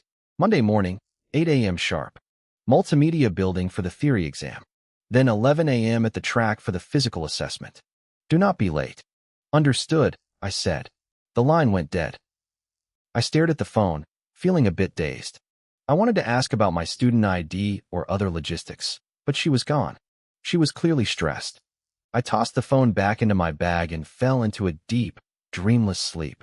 Meanwhile, back at Honghai 7th High School, Su Qing put her phone down and let out a long, heavy sigh. What's wrong? Teacher Su, a colleague asked from the next desk. It's Guo Xiao, Su Qing muttered. I'm just worried about his future. The office went quiet. Even though our school was for the wealthy elite, there were always a few students from poor backgrounds who had scraped their way in, hoping for a miracle. Guo Xiao was the worst off among them. I have a student named Lin Run, another teacher sighed. Still stuck at the 4th level of the martial apprentice realm. He probably won't even hit the 5th level before the exam. Mine too. The room filled with the sound of frustrated teachers. In this era, the martial arts exam was the only way for a kid from the streets to change their life. It was the simplest path to success, but simple didn't mean easy. It was a brutal, unforgiving climb. The next morning, I woke up and stretched. My joints popped like firecrackers. I checked the time. I had only slept for one night. My mental recovery was definitely getting faster. Usually, after a major breakthrough, I was out for at least 2 days. I had 5 days left. I couldn't just sit around. I needed more experience points. If I could stockpile enough, I could instantly level up whatever new techniques I learned once I got into a university. I packed my gear and headed for the city gates. Outside, in a shadowed alley near my apartment, a man named Xiao Si was sweating as he spoke into his phone. Butler Su, I'm sorry. The kid hasn't left his apartment in 10 days. We can't just break in. With the exams coming up, the police patrols are everywhere. If we kick down a door now, we're finished. He's just a martial apprentice, the voice on the other end said coldly. Find a way. Butler Su went silent on the other end of the line. As the mayor's right-hand man, he knew how these street thugs operated. They were cowards by nature. They weren't going to risk a heavy police crackdown just to kick in a door. Bring him to me as soon as possible, Su said, his voice dropping to a freezing chill. Dead or alive, the person I work for is losing his patience. Even though I didn't know who was pulling Su's strings, the threat felt heavy. Xiao Si shivered on the other side of the phone, his voice shaking as he replied, I understand, Butler Su. I'll get it done. The line went dead. Xiao Si let out a long breath, his back completely soaked with sweat. He knew the price of failure. The previous leader of the 4th squad of the Tiger Mercenaries hadn't just lost his job for messing up. The big boss had killed him personally. If Xiao Si wasn't smart and obedient, a level 5 martial apprentice like him would never have kept his position. One wrong move, and he was a dead man. Suddenly, a younger thug named Xiao Sin burst into the room. Xiao Si frowned. He was trying to groom the kid, but the boy lacked composure. Steady yourself, Xiao San, Xiao Si barked. If the big boss saw you acting like this, you'd be catching a beating. I know, Xiao San panted, his eyes wide. But Brother Si, the kid finally left his apartment. Our guys are tailing him right now. Xiao Si jumped up, his own composure vanishing instantly. He's out? Where is he? Xiao San rolled his eyes internally. So much for being steady. He just left the city. He's headed for the wilderness. Heaven is on our side. Xiao Si grinned. He had been stressing over how to snatch me from my apartment, and now I was walking straight into a trap. It was like a gift from God. They quickly contacted the scout, who was following me. Xiao Sin grabbed the phone from the scout's hand as soon as they met up. Where is he? He left the city half an hour ago, the scout muttered, looking down. I'm only at the 3rd level of the martial apprentice realm. I didn't dare follow him into the wild. I lost him. Xiao Si wanted to explode, but he held it back. A 3rd level kid following a 5th level target into the monster-infested wilderness was a suicide mission anyway. He dismissed the scout and turned to Xiao San. When the rest of the boys get here, we head out, Xiao Si said, his face hardening. If we can't take him alive, we'll bring Butler Su his corpse. Xiao San stopped joking around. He saw the look in Xiao Si's eyes and realized how high the stakes were. He remembered the previous squad leader's execution. He didn't want to be next. Meanwhile, I was miles away, staring at the bodies of 11 wind wolves scattered around me. I felt a surge of pride. I had faced groups of beasts before, but this was different. When I fought those snakes and toads back at the slaughterhouse, they were already exhausted from fighting each other. These wolves were at full strength. They were fast, but they couldn't even touch me. I had cut them down like they were nothing. System notifications popped up in my vision. Asterisk experience plus 6,000. Experience plus 500. Asterisk.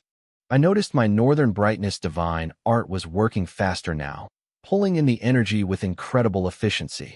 The only downside was that I still had to physically touch the carcasses to absorb the points. Within minutes, the wolves were gone, leaving behind only 11 pelts. Don't get cocky, I muttered to myself, shaking off the pride. They were only level 1, 6th grade beasts. I'm a martial artist now. Beating them is just bullying the weak. I packed the pelts and kept moving. I knew I had undergone a qualitative change since breaking through. With all my martial skills at the perfection realm, losing to a pack of wolves would have made me a joke. Still, most new martial artists hated wind wolves. They were fast, they hunted in packs, and they were a nightmare to escape from. I had made it look easy. I trekked about 80 kilometers away from Honghai City. The monsters were getting stronger, mostly around the 8th grade of level 1, but nothing could stop me. Suddenly, a flash of crimson caught my eye near some tall weeds. I pushed the grass aside and gasped. Red leaf grass. There were several stalks of vibrant, blood-red plants growing in the shade. I remembered my herbology classes from sophomore year. This stuff was a primary ingredient for body-tempering pills. On the open market, a single stalk was worth 200,000 yuan. My old teacher used to joke that if we were brave enough to risk our lives outside the walls, we could strike it rich with just one find. Back then, the old Guo Xiao had dreamed of finding some to fund his training, but he was too terrified of the beasts to ever try. I smiled, feeling like I was fulfilling a ghost's dream. I reached out and touched the plants. Experience plus 10,000. 10,000 points from a plant. My heart nearly stopped. This was a gold mine. I really didn't expect it. A single, tiny plant gave me 10,000 experience points just from absorbing it. I remembered that a full packet of body tempering powder only provided 500 points. Damn profiteers, I muttered. A packet of that powder cost 30,000 yuan, while a stalk of red leaf grass went for 200,000. The price difference was about sixfold, but the actual medicinal potency was night and day. I didn't know the exact price of a finished body tempering pill, but I knew it had to be a fortune. I cursed the greedy merchants again in my head. What I didn't realize back then was that body tempering powder was actually made from the leftover dregs of the pill-making process, mixed with a few cheap fillers. If I had known that, I would have cursed the alchemists even harder. It even made me consider whether I should study alchemy myself once I got into a martial arts university. Experience plus 10,000. Experience plus 10,000. My luck was incredible. This spot hadn't been discovered by anyone else. In total, these red leaf grass stalks provided me with a staggering 110,000 experience points. It was basically free money. I didn't even think about harvesting them to sell. I was already carrying enough monster pelts, which were worth plenty of cash. Besides, I remembered from my studies that these herbs needed special containers to preserve their potency once picked. Without them, the medicinal value would just bleed away. Absorbing them directly into the system was much more efficient. I looked around. If red leaf grass grew here, maybe there were more nearby. Even if the chances were slim, it was worth keeping an eye out. One stalk was worth 10,000 points. That was a sweet deal. Xiao Wang, are you sure about this? A man asked. Brother Long, I'm positive, Xiao Wang replied respectfully. 2 months ago, my friends and I were clearing this area. The red leaf grass wasn't fully ripe yet, so we camouflaged the spot. Based on the timing, it should be ready now. Xiao Wang's voice was polite, but his heart was heavy. If his buddies, Adai and Scarface, hadn't mysteriously vanished, he never would have reported this find to his superior. Back then, the leaves hadn't turned fully crimson. Unripe grass was worth less than a third of the price of a mature stalk. They had hidden it, promising to come back together. Now, he couldn't reach any of them. He regretted not just picking it back then. If the grass is still there, Brother Long said, ignoring the fact that Xiao Wang had hidden the find for 2 months, I'll credit you with a win and promote you to squad leader. Thank you, Brother Long. Xiao Wang's bitterness vanished instantly. He started praying that no one had stumbled onto their secret. They hiked for about half an hour until Xiao Wang recognized the landmarks. Brother Long, it's right there by that tree. Brother Long grunted a steady reply, but his heart was racing. Red leaf grass wasn't common. If he could get enough to refine a few body-tempering pills, he wouldn't have to worry about resources for his current realm. Even raw, it could help him break through 2 minor stages. He had been stuck at the 5th level of the martial artist realm for far too long simply because he was too poor to buy supplies. As they got closer, Xiao Wang grew more anxious. His promotion depended on this. The next second, their hopes shattered. They pushed aside the weeds, but the ground was empty. There was nothing but common grass. "Brother Long, it's gone. Someone took it," Xiao Wang said, his voice dropping. Brother Long didn't say a word. He knelt down, brushing the dirt with his fingers. If I had been there, I would have been shocked. He was touching the exact spot where I had just stood. He looked at the small, unsealed holes in the dirt. The soil is still damp. These were pulled about an hour ago. His eyes sharpened. He counted 11 small pits, all roughly the same size. That meant there had been at least 11 stalks. Brother Long felt a surge of adrenaline. Xiao Wang had said there were a few, but 11 was a massive haul. "They were just here," Brother Long growled, his voice heavy with intent. "Search the area. If we find them, we'll ask for the grass back." Xiao Wang perked up. His promotion was back on the table. I spent a while circling the area, but I didn't find any more red leaf grass. I figured I was being greedy. This wasn't exactly a deserted wasteland. If there were more, they would have been snatched up long ago. Thinking back to how well that patch was hidden under layers of weeds, I realized it must have been camouflaged by someone waiting for it to ripen. I decided to stop hunting for herbs and let things happen naturally. Suddenly, a noise caught my ear. What was that? I looked around, but the woods were empty. Not a single monster was in sight. I figured I was just overexcited and hearing things. Chirp, squeak, hiss. The sounds came again, longer and more distinct this time, though still distant. I knew I wasn't crazy. I whispered. It sounded like monsters fighting. Even though I couldn't see them yet, I started moving toward the noise. I still remembered the last time I stumbled upon a monster brawl.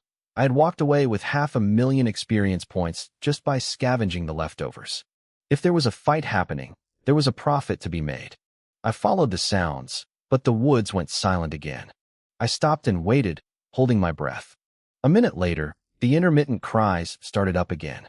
I picked up the pace, moving quickly toward the source. As the sounds grew clearer, my expression shifted from excitement to confusion. This didn't sound like a chaotic brawl. If my ears weren't tricking me, there were only 3 creatures ahead, and the sounds they were making were strange.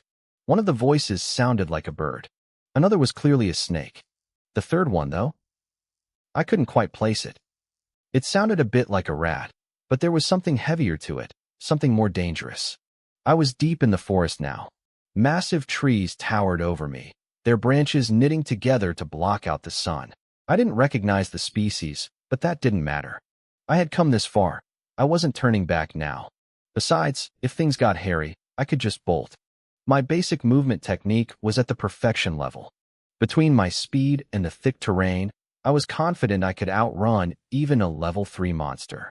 Big monsters hate dense forests. They can't move their massive bodies through the brush. I crept forward and spotted a creature perched on a high branch. Is that a gale sparrow? I wondered. I wasn't entirely sure. Back in high school, they mostly taught us about level 1 monsters. Level 2 stuff was in the textbooks, but the pictures were grainy and hard to compare to the real thing. I'd never seen a live gale sparrow before, but it fit the description. As for anything level 3, I couldn't imagine one showing up in a place like this. I moved a bit closer, and the view suddenly opened up. I was standing near a steep cliff, maybe 30 or 40 meters high. 3 monsters were positioned in a tense triangle, facing off in front of the rock wall. Now that I had a clear line of sight, I identified the other 2. One was bright green with a triangular head and 3 eerie eyes. Its arms were shaped like massive, jagged blades. That was a double-blade mantis, a notorious level 2 monster. The last one was unmistakable, a king cobra. Its hood was flared wide, showing off that iconic spectacle-shaped pattern on its back. Another level 2. The 3 of them were hissing and chirping at each other. I don't speak monster, but it wasn't hard to guess they were arguing over something.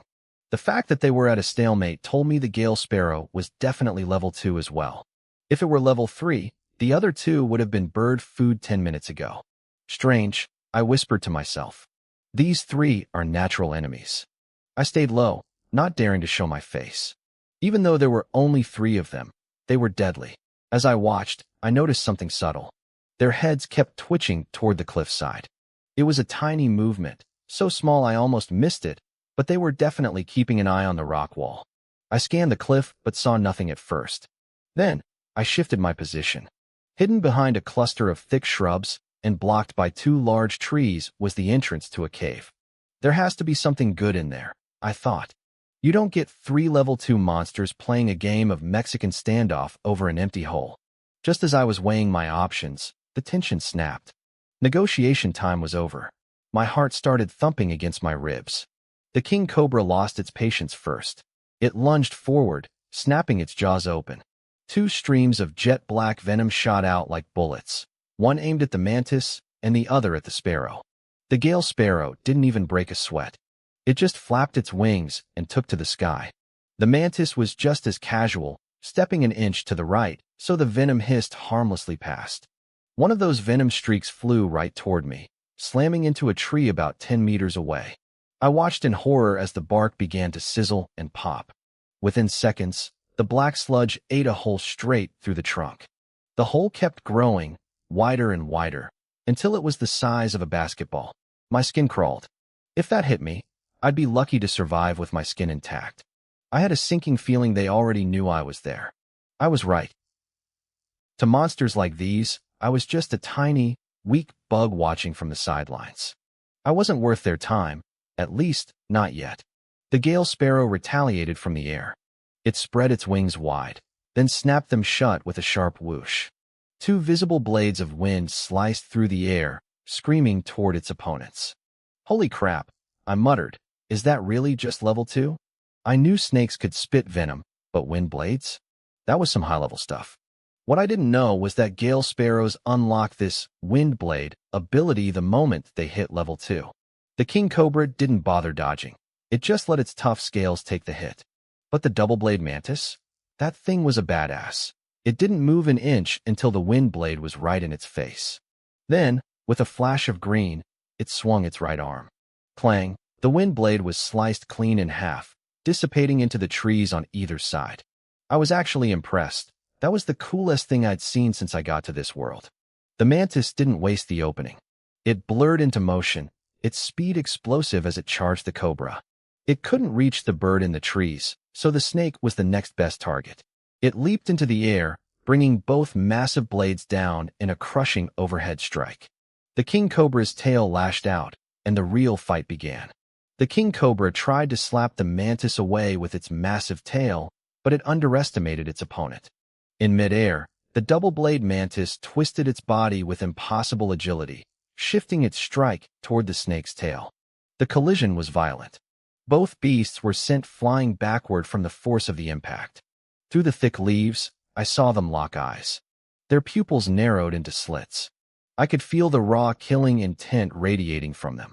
The cobra moved first. Its tail lashed out again in a blinding blur, sweeping toward the mantis. The mantis crossed its blades in a defensive X shape, absorbing the blow, but the force pushed it back 4 heavy steps. As soon as it found its footing, it lunged forward. It slammed its blades down, pinning the tail to the ground. 2 deep, bloody gashes appeared on the snake's flesh. The king cobra hissed in pain and yanked its tail back, scales scraping against the dirt. The Gale sparrow saw its chance. It wasn't about to let a golden opportunity like this pass. It dived from its branch like a streak of gray lightning, talons extended, aiming straight for the cobra's head. But the mantis wasn't interested in sharing. Just as the bird was about to make contact, the mantis leaped. Its green body blurred as it intercepted the sparrow, its blades catching the bird's wing. Feathers exploded into the air. The sparrow screeched in fury as it tumbled to the ground, its wing badly mangled. It knew it was at a disadvantage on the forest floor. It tried to beat its wings, desperate to regain the safety of the sky. The king cobra wasn't going to let it go that easily. Seeing the bird was grounded, the snake launched itself like a spring. It caught the sparrow mid-air, coiling its thick, muscular body around the bird in a suffocating grip. The sparrow fought back like a demon.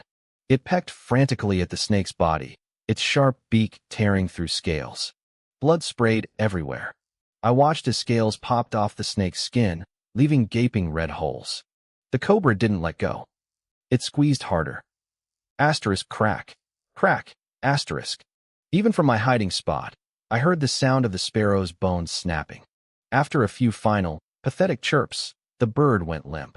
It was over. The mantis watched the whole thing, its wariness growing. It knew the snake was dangerous when it started coiling. The moment the sparrow breathed its last, the mantis struck. The cobra was ready. It had been watching the mantis the entire time, expecting a backstab. It dropped the dead bird and whipped its tail around, forcing the mantis back. Then, the snake did something insane. It let out a deafening hiss and lunged forward with its jaws wide open. It didn't try to bite. It tried to swallow the mantis whole. It wanted to trap the insect in its mouth and let the venom do the work. The mantis fought for its life inside those jaws. It used its left blade to prop the mouth open, preventing the snake from snapping its head off. With its right blade, it slashed wildly at the soft tissue of the snake's throat. They stayed locked like that for a long time. Eventually, the mantis ran out of strength.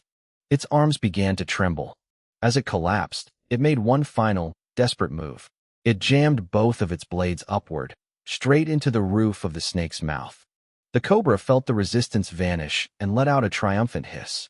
It bit down with everything it had, crushing the mantis. But its victory lasted only a second. Suddenly, the snake began to writhe in agony. It rolled across the forest floor, thrashing its tail and trying to spit the mantis out. No matter how hard it shook, the dead insect stayed lodged in its throat. The mantis had gotten the last laugh. One of its blades had pierced through the roof of the mouth and driven straight into the cobra's brain. The snake's movements grew sluggish. Its tail gave one last, weak twitch, and then it fell still. I sat there in the silence, my heart hammering against my ribs. 3 level 2 monsters. All dead. And I was the only one left standing.